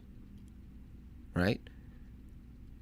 If now you're going to dissect it, Nick, and say pornography isn't a form of expression of speech, he's saying, well, no, speech is political only. No. Dude, you can't, by the way, you can't separate, you can hardly separate a statement now from a political statement at this point. So that's like, I don't think that's a strong move at all. What are you calling it then? No, you should say it's speech. You should just say, I constrain that. I limit that speech. Abortion and pornography are Jewish religious sacraments. Which to is them. interesting. Very interesting. So I tend to agree. I don't, like I said, I'm probably not as conservative when it comes to religious law as maybe. How is pornography speech, Jim Bob? It's a video. We're watching a video right now. What do you mean? How is it speech? It's an expression of a human being. What do you mean? How do you distinguish? Are you joking right now? I think you've got to be joking. You're like, how is it? That's funny. Sorry, I went autistic for a second. I apologize. I love you, Jim Bob. Thank you so much for that. $5. 32 out of 50, y'all. Sean comes in with 40 months, y'all. 40 months. The Epic print will arrive today. Super excited. Happy New Year, mods chat. Thank you so much. Enjoy that. You are, or some Protestants, or even for that matter, some traditional Catholics who say there should be no freedom of religion, which is, I think, what you're saying. But I certainly think that if you can't hear me, you got to refresh. There should be some basic standards like they have in Russia or any other country. So from my position, I think that it's just there are degrees. So so like Tom Cruise Minority Report, like I don't want, where we're predicting crimes and even policing. When I think of Old Testament Israel, the actual Jews, I think of, there's not really a police system, right? So there's punitive justice, but they're not going around, with back to the parapet, the border on the roof. Speech existing in a video doesn't entail the video is speech. You're just obfuscating what speech is. What's speech? What does it mean? If someone exists and they can't talk and they use a voice mod, like Stephen Hawking, are you arguing that Stephen Hawking couldn't possibly ever be in the category of speech because he's using a computerized voice? I don't understand your perspective. Roof. There's at least no recording in the Old Testament of the parapet committee, that would go house to house, annually to measure and make sure that they hit the metrics. It's like you need to have a parapet, and if you don't, then you Tucky's live. Get arrested? No. If you don't, then you're. I really wish Joel spoke faster. Liable if something happens, right? So if you don't have a border on your roof and nobody ever gets hurt, no harm, no foul. If somebody does get hurt and you had a border, then it's sign language isn't speech. Yeah, it's on them. If they do get hurt and you didn't have a border, now you're liable. The same with like a bull, that's accustomed to gore. Well, you could have a violent bull, but if nobody gets gored, you're okay. But if they do, and you've already, you've known, and that can be proven in a court that you knew that this was a. Joel, man, if I had his voice, I gotta say his voice does. I don't like the way he talks, but if you're just listening to the sound, I feel like we're all subject to some sort of like lowered state ASMR or something. Like I feel like I'm hearing a subwoofer. Like I want a hammock. Dangerous animal, and man, if I had that voice, woo. It hurts I'd take over the world. Someone, then it's not just that the animal, the bull is stoned, according to the Old Testament, and so is the owner. But he's so boring, though. Personally, the general equity of that principle, I'll get some flack for this, but I'd apply it to pit bulls. You can have a pit bull, but that dog is genetically bred in such a way that it is extremely dangerous, especially to children. And so you can own a pit bull. In America, I'd say that you can own a tiger if you want. But if you own a golden retriever and it has a really bad day and Man, he's not really good at analogies. does something, tragic, the golden retriever is put to death, and you're probably going to have to go to court and those kinds of things. But I don't think you get locked in jail. Oh my gosh, man! I actually might switch to Tucky. I was really kind of counting on some good stuff out of this, but his voice, I don't even know what he's talking about. I think Nick is panicking. It's like, am I actually locked in here? Am I actually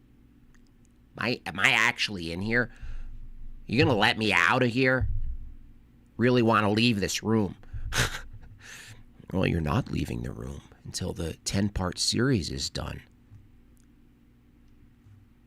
And that's the reality, Nick.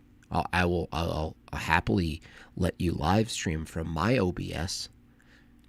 But as far as your liberty is concerned, you're not getting out of here. And in fact, by walking in the room, you've agreed to the contract. So. But you have a pit bull that has that reputation. I don't know what you're talking about. I have no idea what you're talking about. I'm lost too, dude. What the hell is he droning on about? Let's go to Tucky. Screw these people. Tucky? Tucky? Tucky? Tucky, are you there? Ian Carroll? Is that the one? 3 hours ago? Oh, snap, son. I don't see him live right now. So, are you talking about this one? 3 hours ago, Tucky? Ian Carroll. See, it's like the total collapse of mainstream and alternative media. It kind of started where you started pulling up the TikTok debaters and bringing them on the main stage, right, on the main panels. And now the bigger platforms are reaching down into the depths of the alternative media and bringing them up. But they're like, are they lowering themselves by bringing them up? Is it like this? It's like the big honchos, the big hitters, and here's the small ones. Are they bringing them up, or are they kind of going like, is it like this? You should see the free speech I left on the street. Thank you so much, Ace. That's gross.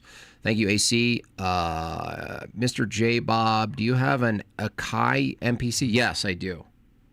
I sure do. Did you see it in the reflection? You guys are like trying to investigate my desk.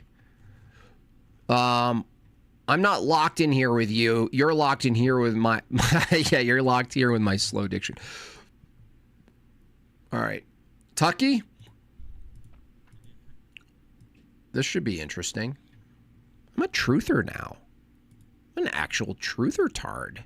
Well, you have a talent for synthesizing, so I mean, that's what I try to do. Is I'm good at getting eyes on stories, and a lot of the best researchers and journalists are just good at the information itself, at the journalism. That's exactly right. And we kind of need these different people in these different lanes to sort of help each other out and work together.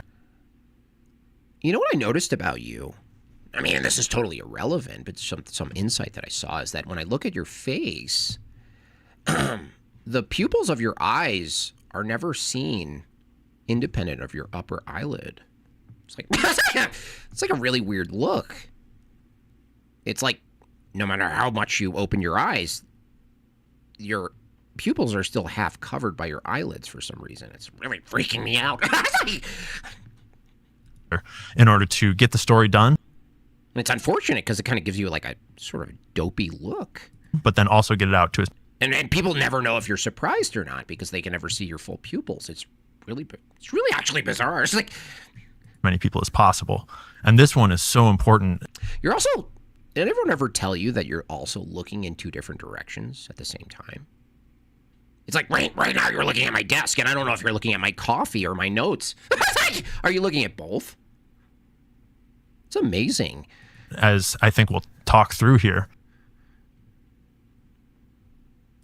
not just in that it's the most deadly mass shooting in American history, but in that it has very direct political and geopolitical implications for what's happening today on the world stage, depending what theory you subscribe to.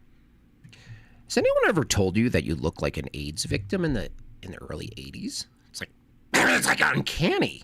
To about what really happened. But the basics of what happened is we're told that Stephen I mean, that's probably that's definitely like the gayest watch I've ever seen.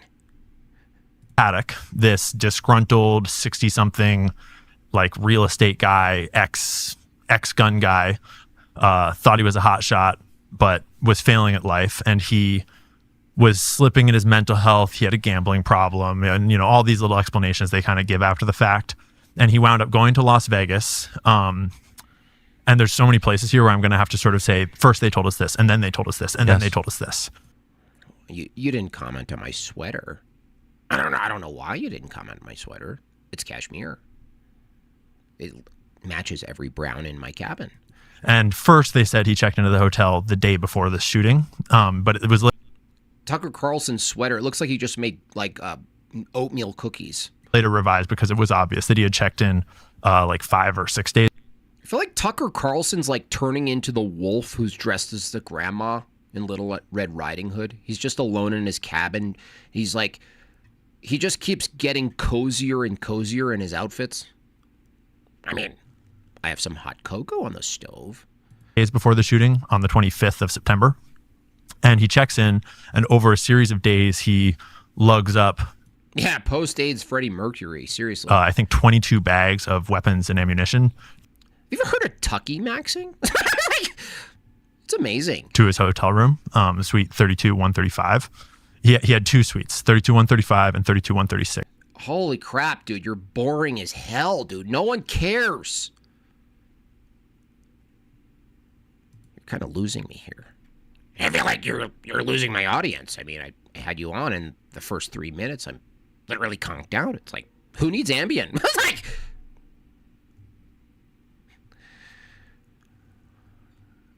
Oates from Hall & Oates. That's funny.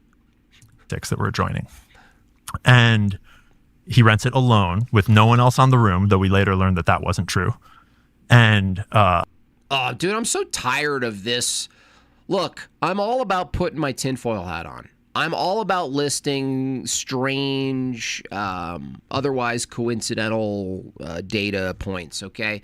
But this is kind of fundamentally what this guy is in the end. You know what I mean? You just say the things, and then it's ultimately like incredulity. There's no argument. It's just like, oh, and then he had 2 rooms, and that's strange. And then there's this, and that's strange. And it's like, dude, we should do a skit where this guy is an active investigator and contrast what you actually have to do to uncover crimes in a justice system, right? He's like the partner in a lead investigator for a lead investigator in a big case, right? And every time he comes up with something, he just states some unique fact, and the lead investigator is like, yeah, but he had 2 different, and he stocks it with all these. And he had a tattoo of a gun on it. Weapons, which were mostly all AR platforms with bump stocks. Very important that you know they were bump stocks, because that's evil and makes no sense. And then there's this country music concert on October 1st, down outside of the Mandalay Bay across the street in this big parking lot with thousands of attendees. And we'll kind of circle back to this endlessly, I think, as we unpack what really happened and what people really discovered about it. But there's some stuff with the security guard that gets in a... Oh, okay. Just imagine you're the lead investigator, right? You're the lead investigator, and you're listening to your subordinate here who's talking your head off while you're trying to pierce through some files, right? And he's just like, and then... alert about the doors or about, what's going on in the room, and he winds up there and gets shot at through the doors. And initially we were told that happened after the shooting, then it was revised to before. If I had known you're going to drone on about this, I probably would have actually been more precise about what we're talking about here. Then it was during the shooting. So there's some security guard stuff in the hallway, but what... Okay, yeah, lead investigator. Oh, thanks, subordinate. That's great, Officer Carroll. There's some security stuff. Wow. The public... Boss, I got a hunch. Found, experienced was they're at this Jason Aldean concert, and at 10:05 in the evening, a couple of truly distinct pops ring out over the concert that we have on footage. We have footage of all sorts of shit around this story. And you can hear the pops, individual pop, pop, pop, pop kind of things. And then about a minute later at 10:06, automatic gunfire just starts cracking in the night. And people start to run. Stuff and things.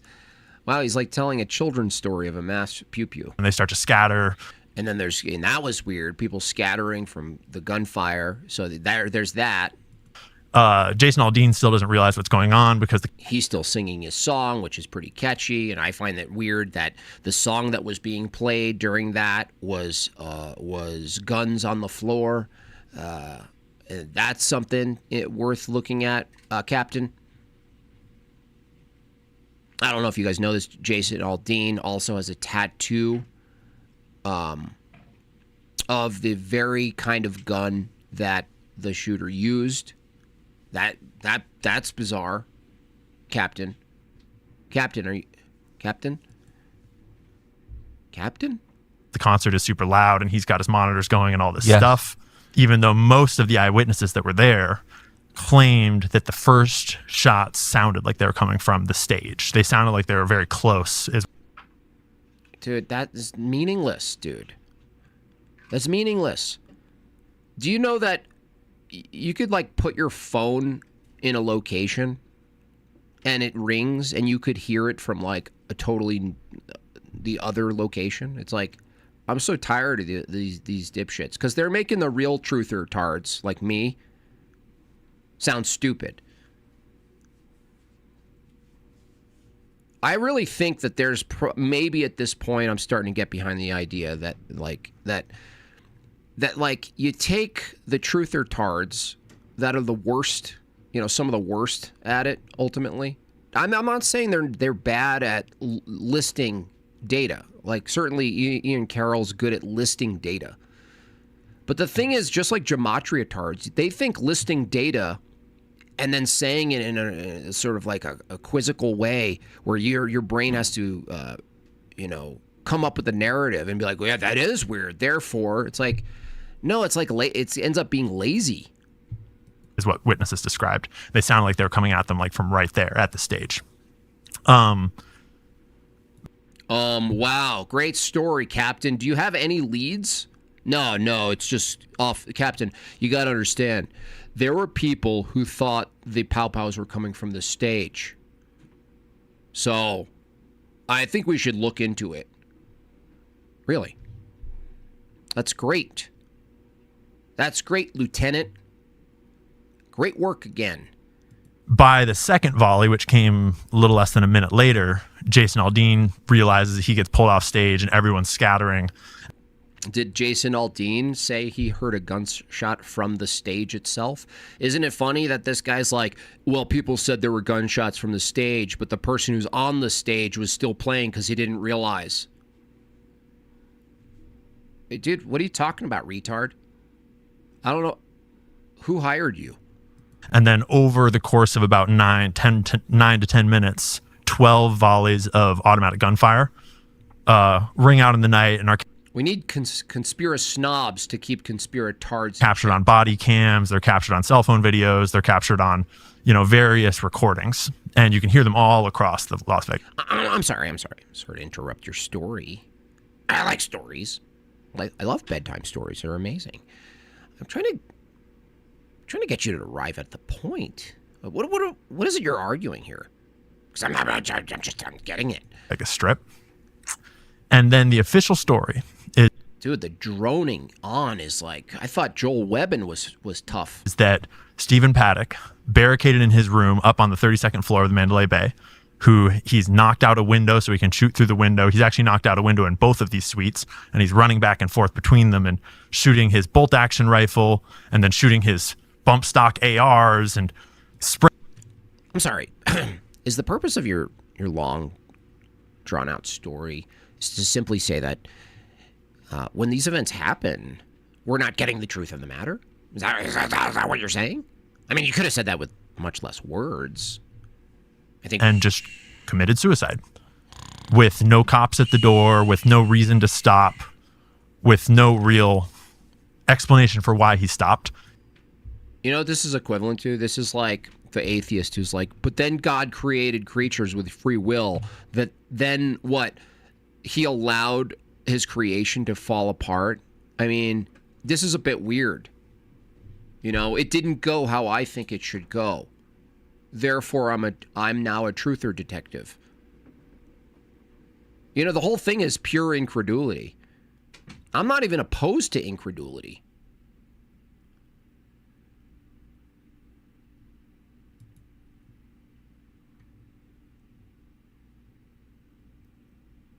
He just stopped, shot himself in the head with a revolver, and that was the end of the shooting, and no other shooting took place. No other gunmen were there. No other things happened that night at all. That's the official narrative.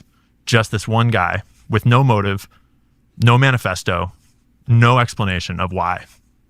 Just did that and then checked out. In the meantime, the concert's tripping out. There's all sorts of other things that are. This is horrible. This is probably the worst thing I've ever done. I thought this was going to be good, but I'm just listening to you drone out. I think I'm going to get my shotgun and blow my head off because you're unbearable. Definitively happening all across the Las Vegas Strip, in the air, at the airport, at the other casinos. I feel like a kid came home and he's telling his dad this thing that happened and he's not to blame. You know what I mean? Yo, Dad, it was crazy. I was there. I swear I didn't do anything wrong. What I saw was crazy, dude. And the dad's like, yeah, but you still came home at 2 a.m. and you said you would be home before then. You have this great grand story and it might be all true, but that's actually not what's in question. Okay, I'm listening. Which we'll get to. But the police response to the alleged lone gunman is... Look, I want you to know that you're not in any trouble. This security guard that had come up and had gotten shot at, he had discovered that... Dad, you don't understand. You know what happened, Dad? You don't understand. Yeah, yes, I did come home late. Yes, I was drinking. But, dude, Dad, you don't understand what's happening. Okay, here's what happens. That the door to that floor from the stairwell was bolted shut. And so he had gone up the elevator, and then... Look, Candace Owens did the Vegas shooting. At that point, had gotten shot at through the door.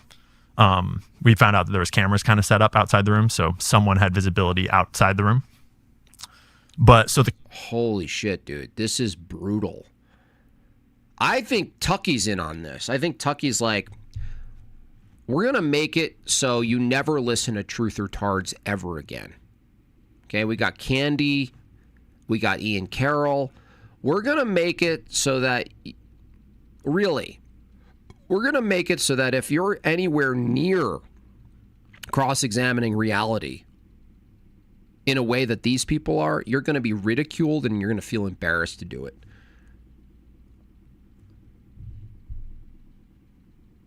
The cops get up and... Like, nobody wants to be a part of this. ...into the stairwell right by this guy's room, and they are... Within a minute or two of the shooting ending, they're like outside the stairwell door that's barricaded, and they're just waiting there. And they wind up waiting there allegedly for SWAT teams to show up so that they can bust through that door. And dude, get to the point, you retard. This guy's unbearable, man. And then over an hour after the shooting has ended, and he's allegedly shot himself, finally the SWAT, which we'll get to, has... Dude, this is crazy. Tucky, are you making it hard for people like me to be truthers? Are you making it a faux pas? Are you coordinating and manufacturing stigma around conspiracy theories? Is that what you're doing? I don't appreciate it, Tucky. I thought you were on my team. It's amazing. This feels like a calculated attack on the real truthers. That's what I'm saying. This is like, this is like, dude, this is like the most boring, droning storytelling. He's just telling a story of what we already know things happen. And yet he's telling it in a way where he's incredulous and going, and supposedly that happened. It's like, where's your argument, bro? Busted through the stairwell door and they're on the floor, and then they breach his hotel room door. And we have one body cam of this that is very suspicious. And see what I'm saying? And he's dead there on the floor, and they secure the room, and it's all over. I really want you to arrive at the fucking point. But fuck my ears. You ever heard the phrase "F my life"? Immediately, the public was, I see patterns. Yeah, totally. Completely not with that explanation, because everyone that had been there had experienced. Yeah, but the thing is, you're still looking at two different directions. You have two different size eyeballs, which is a bit strange. I mean, your left eyeball is considerably larger than your right one. I've never actually seen that. I mean, when you get glasses, is one of the lenses going to be giant and the one's going to be small, like a monocle? That would be crazy. But I think it would suit you. You know, you would actually look totally fine with an eye patch. You've got one of those. Has anyone ever told you that you have one of those faces that they wouldn't even notice if you put on an eye patch? Like, that's all I'm thinking about. What are you thinking about? Seriously, though, look how big his left eye is compared to his right eye. If you put a patch on his right eye, you wouldn't even know. It wouldn't be like, you know, like picture with a patch, not with a patch. Picture with a patch, not with a patch. I wouldn't know the difference. Do you see better with your bigger eye? I mean, your left eye looks like the earth and your right eye looks like the moon. It's wild. Ultravoid $10 gets me to 43, y'all. Listen, JB, there was a cop running to the guy, but there was a cricket. Then the cricket was missing, but there was a red color thing on the floor. Then the cop ran up the stairs. Weird. That stain's weird. Something completely different than that, and everything that was coming out from the LVMPD, Las Vegas Metro Police Department. Oh my gosh, dude! I'm thinking of doing a murder-suicide right now. What do you think about that? Had changed their stories had been strange during the night. Things that had obviously happened, things that were recorded on body cams, things that had been witnessed all across the Las Vegas Strip were completely absent from what they were telling people had happened. And every single person that was there had heard the gunfire that was clearly not. Holy, dude, this is actually unbearable. Tucky didn't say anything for 8 minutes and 32 seconds. 8 minutes. Imagine a deposition with this guy. Oh.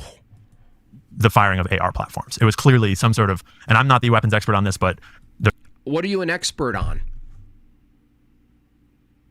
Look, what are you the expert on? This is so laborious is the right word. There's lots of them there. It was a country music concert, and the consensus was that it sounded like belt-fed machine guns of some sort. And when you watch the video footage, which is available online, and we'll talk about some cool resources online, the video footage very clearly can be heard that this is something else, but you can also hear that there's multiple guns being fired at once. And you can hear that some of these machine guns are in different locations while they're simultaneously firing, just from the way they sound. You can hear lots of different stuff going on just in those 12 volleys of automatic gunfire. But just to sort of tease out the audience on how many things we're going to have to talk about to get to the bottom of this, we have, for example, at midnight, more than like an hour and a half after this guy's allegedly shot himself. Seriously, I don't even know. How does this guy have a career, bro? What is this? What his streams are like? I've never watched Ian Carroll. I've only seen clips, but is this what people listen to? For real? From the head. We have at least 9. Dude, I might have to animate you, dude. I'm sorry. I might have to go hard against you. Can't wait to draw your eyeballs. Different police. Dude, it's gonna be like South Park level. You know what I'm going to do? I'm going to make his right eyeball so much smaller than his left one, but I'm also going to make his mustache like always goes all the way outside the range of the camera. So it's just a line through the entire scene every time. It doesn't have an end. Body cams that are public on the internet right Holy shit, you're boring the shit out of me. now that you can go watch. I've never been so close to willing my own death. Where all 9 of them at 11:59, I think it is, all of them in different locations around the strip record like, holy crap, bro. 8, 9, 10 minutes, dude. 7 to 5. Not a single. Oh generally in a. Oh my god. Then there's stuff that happens. And at the main. McCarran. Oh wow, he's gonna. Then talk. there's stuff that happens at the airport. And there's lots of stuff that happens at the airport. Unbelievable. I don't like this, but yeah, of course, dude. That's the point. It's really the point. Hilarious impersonations. Seems you have the most fun with Tuckers. Maybe That's right. then Jordan. That's the right. silly one. That's true. I have the most fun impersonating Tucky. Yeah, no, I agree. But we already know all of this. That's what's so frustrating. It's like all the truther tards, you and me included, we already know that these things are fishy. They're perpetually fishy. In fact, one happens and then there's 10 more that are just as fishy, and you're constantly chasing breadcrumbs. And dude, you're not doing any extra service by saying, "Look, these are fishy." Yeah, we know. We already know. 9/11's fishy. All of it's fishy. Cool. But the simple tease of that is that we actually have the audio from the control tower, air traffic control, saying, I think it's about an hour. What would it be? It's not an hour. It's at 10:35. So Paddock allegedly kills himself somewhere around 10:16 to 10:18. At 10:35, air traffic control says we have an active shooter on the runway.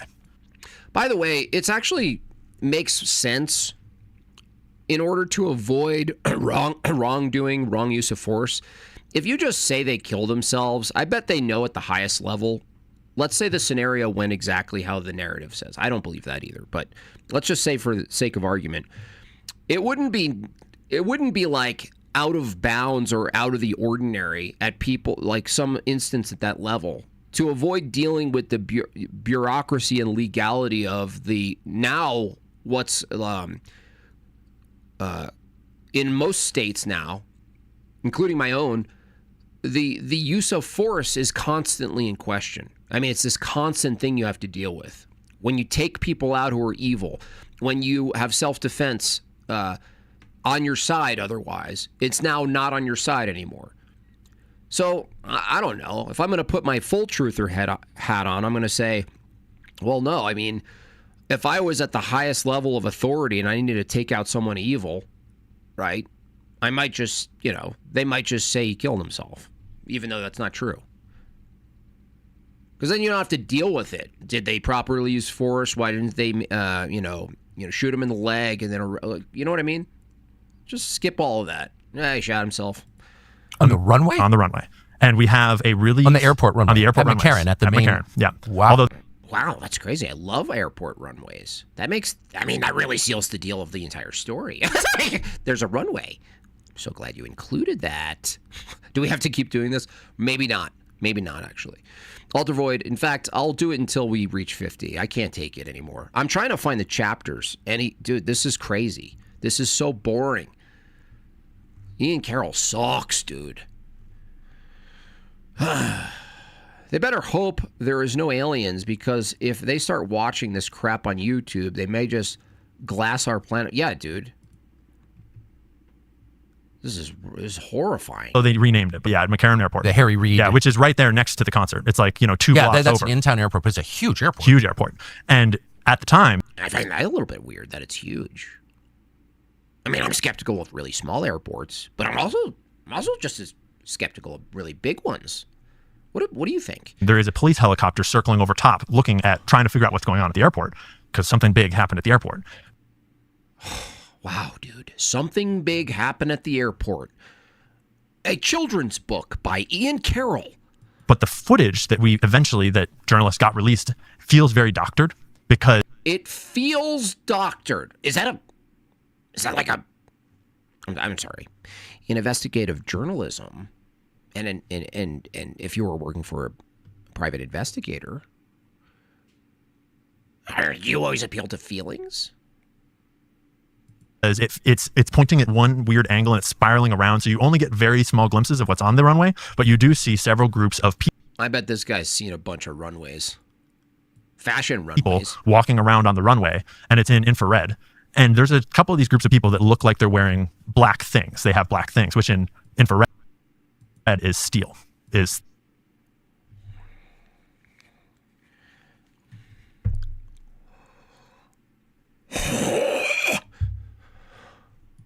No heat. So guns, body armor, those sorts of things would show up in black. So there's visual of stuff happening on the runway. There's stuff on the runway, guys. Are you following this? Air traffic control saying we have an active shooter on the runway. And then 1 minute later, someone comes. Maybe gets paid by the word. Yeah, he gets paid by the word, but gets paid by the letter. Onto that radio call and says, I want you to kill the lights on this runway and that runway. I don't even know what to say anymore. I'm just hoping that you stop at some point. I mean, this whole thing is regrettable. I mean, I've had people on that have drone out on and on and on, but this is the worst they've ever. Kill the lights? Yeah, turn off the lights. And they turned off the lights at the airport for a certain amount of time. We don't know exactly. And that's recorded. How long it's recorded. It's on audio. Why? Christmas is here. That means you're eating a lot. right out of the gates. Christmas is here. Screw it. Go right into the ad. There's actually not a good time with this guest. There's actually not a good time to go to an ad. Buy some Christmas cookies. And we're going to come back to all that because... Oh, please don't come back to anything, dude. There's what we were told happened, and then there's what we have evidence did happen, and then there's theories of... Make it end. How about this? We get to 50, I shut this down. I can't even take it, dude. I cannot... I'm kind of pissed. I feel like gypped. I want to sit around. I want to hang out. I want to live stream. I want to chat. I want to make fun of things. I want to laugh. I want to argue. They're making it harder for me. Ozzy, thank you so much. $5. I watch Ian. He's great. However, your commentary is hilarious. This must continue. Dude, this guy's got problems, Ozzy. This guy's got problems. Tucker invite him to sting fat bottoms girls nonstop. How could you possibly to sing it? Explain all of that in a rational way that would actually fit it all together? Because right now the public has this experience with Charlie Kirk's assassination, unfortunately, where when a crime is committed, obviously, the actual explanation will explain all the facts. Some of them might be weird coincidences. Some of them might just be crazy circumstances. But not really. I mean, I don't think an explanation ever in any sort of field ever explains all the facts, even in science. So that's not true, Ian. I like that he posits that his criterion is so super strict and exhaustive. But the thing is, like, an explanation is inductive. So even in court cases, right? The thing that actually determines the outcome of a case isn't the exhaustion of explanation. You never reach exhaustion. I mean, him talking, I'm reaching a type of exhaustion, but no, that standard is non-existent, Ian Carroll. That's nonsense. An explanation explains all the facts. No, it doesn't. But the actual explanation of what really did happen really does explain every single fact. Do I play chess? Sometimes, yeah, on my phone. About a situation, right? Like, that's just the nature of reality. You know what I mean? Yeah. When you know the real explanation, everything fits. And it can be bizarre. It can be anomalous sometimes. But it has to be that real explanation will suddenly click into place. And in other words, the facts have to drive the explanation rather than the explanation driving the bingo. facts. And bingo. That's a. Ian Carroll thinks he's teaching Tucky Carlson something here. He's the teacher now. It has to be that real explanation will suddenly click into place. And in other words, the facts have to drive the explanation rather than the explanation driving the bingo. facts. And is this guy an active homosexual or? So when it comes to Vegas, there's actually, after citizens, journalists, media put. It really grosses me out, this one. So hard. They sued. He really does look like the embodiment of a heroin addict drummer. They went through years. Like, there's no way this guy hasn't tied his arm off. You know what I mean? There's no way. It's impossible that this guy hasn't taken rubber cord and tied his left arm off. Of fighting to get the most basic stuff released, like autopsies, body cam footage, audios, basic reports about, police reports. And Nick Freitas and Knowles. Oh, Knowles again?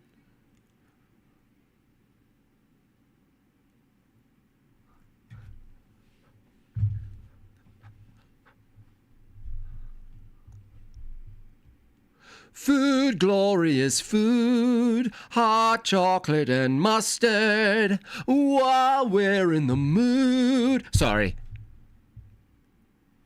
Michael Knowles here. Welcome back. And such about what had happened, things that very much should have been public and forthcoming and that weren't. And they had to sue the LVMPD. They had to sue the coroner personally in order to get the autopsy of Stephen Paddock released. I think he eventually wound up paying like $32,000 or something like that. And so after all that stuff got... Oh my gosh. Two more chats and I could take this down. This is killing me, you guys. This is killing me. Released, we actually have quite a bit, like a huge body of evidence. It would take the average person months to acquaint themselves with all of this stuff, which is why I gave that disclaimer at the start that I wasn't there and I wasn't one of the researchers at the start. And I had to try to become acquainted with the story after the fact, which is a monumental task. And so I'm leaning on the shoulders of all these people that did all this incredible work to try to uncover this and then to theorize about what really happened. And there's this guy sucks. Still a certain amount you're never going to get back when you look backwards at these kinds of things. Yes. You're killing me. Literally killing me. I want to drink poison. Actually, I want to see if cyanide actually kills you. Because so much gets covered up. That's right. So much requires you to have been there or to have talked to the witnesses. That's correct. Or whatever it is. And that's correct.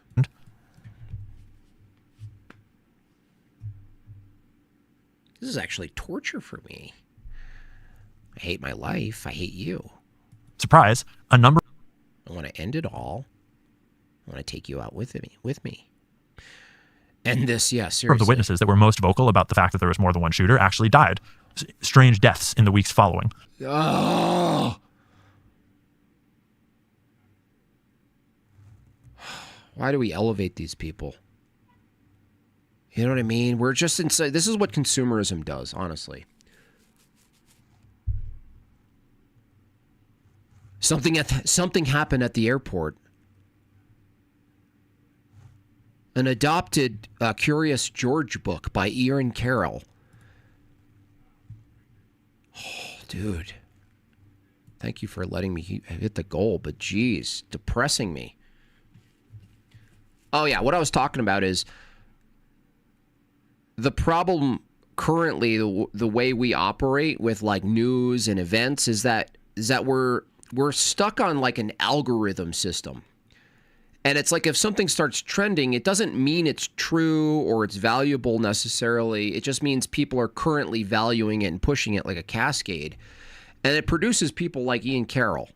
And it's like he hits the algorithm and then the people who have businesses around what's popular, not necessarily what's true, like Tucker Carlson. It becomes a purely sort of like a consumption entertainment-based system.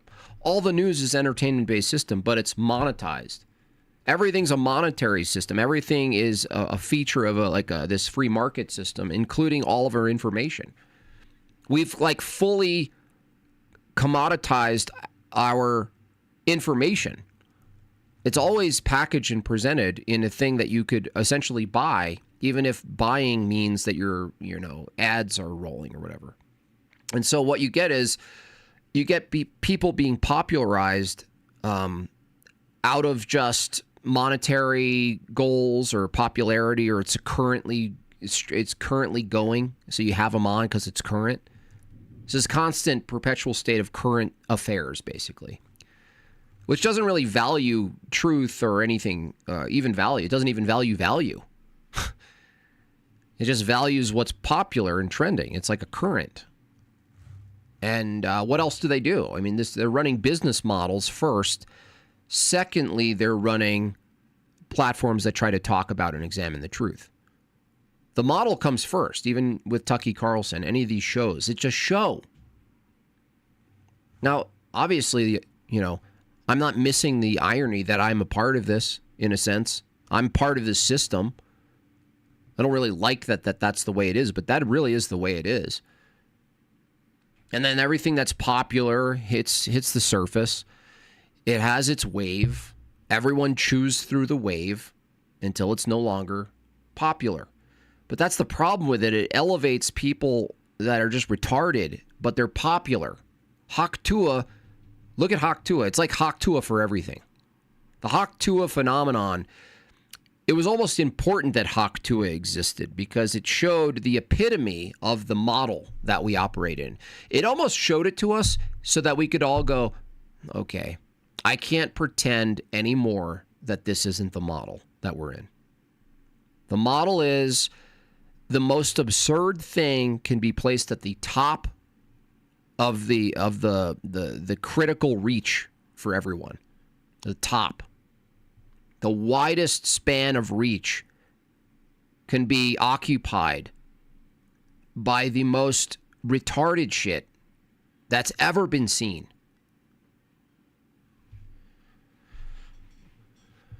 And then you get like, so this is how you get people like the what is beauty maxing or whatever. I forgot what it's called already. Looks maxing. And that's how you get Ian Carroll too. Yeah, but he does realize, but he's just saying the truther stuff. It's really popular. Charlie. You think you're the only one who thinks Charlie Kirk's little scenario wasn't? Everything is always a little bit bizarre about these events. Have we ever thought that what's bizarre about events? I actually didn't piece this together until just right now, but have you ever considered that the thing that's ultimately bizarre about these events is that all of us are mostly experiencing the events through like a media system? Did it ever occur to you that what we think is bizarre about an event through our limited capacity through the media structure is not the same as what someone who was there would find weird about the event? That someone who's actually in the event might have a totally different local experience, direct experience of the event that is completely different than how we find it to be strange. At least the person who's there, the people who are there, can use their own direct experience against the media version of our experience. But most of us experience worldly events not through the events themselves, but through tiny bits of quick, rapid-fire information about the event. It's like a billion Yelp reviews that make up an essay. That's kind of what Ian Carroll represents. Ian Carroll is the egregore of every Yelp review about an event that was experienced through the TV. He's the embodiment of it. He's like a Chat GPT for truthers. You know what I mean? It's like, what if what makes events really incongruent and strange is that we're completely limited to experiencing events in a way that nobody's ever experienced events before. No one. I mean, you could say a book about an event, an epic tale about Alexander the Great. Through the book, people have to, by proxy, experience something in the past. Sure. But this is like a different thing. This is a different monster.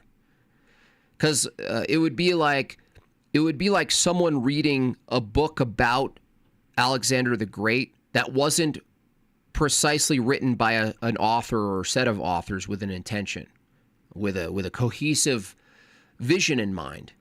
It would be more like the book about Alexander the Great was compiled by unrelated sources in an open source kind of system that populated the binding of the book with unrelated Yelp reviews of Alexander the Great, different conceptions, right? It's just pile it in, put it in chapter form, and send it out.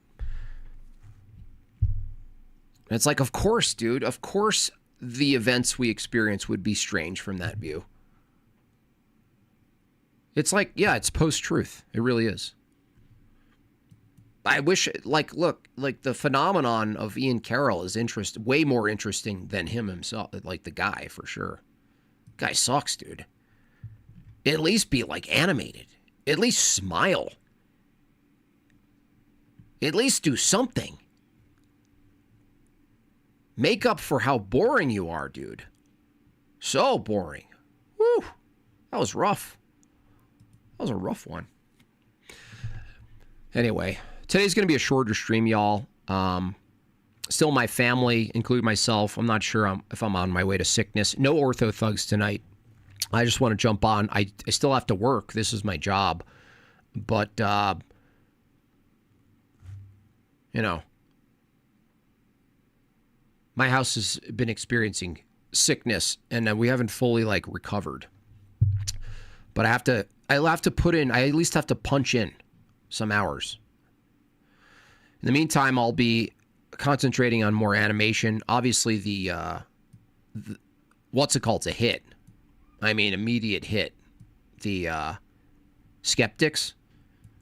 So I'm going to run with the Skeptics idea. Tony and I will collab on the next written out skit for Ortho Thugs. And in the meantime, you know what I'm going to do the rest of the day? I'm going to cut myself off from the phone and the internet. You know what I mean?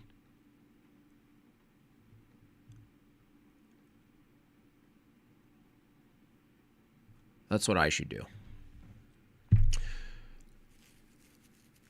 So, with that said, let me just see who else I can send you to. What we got here? There's got to be someone. Who is worth your time? Probably nobody at this time. George Martin, Grandpa Gaming, Patristic Pillars, Benjamin Boyce. Benjamin Boyce, Identity Politics. That might be it. I like Benjamin. I mean, he's kind of a softie.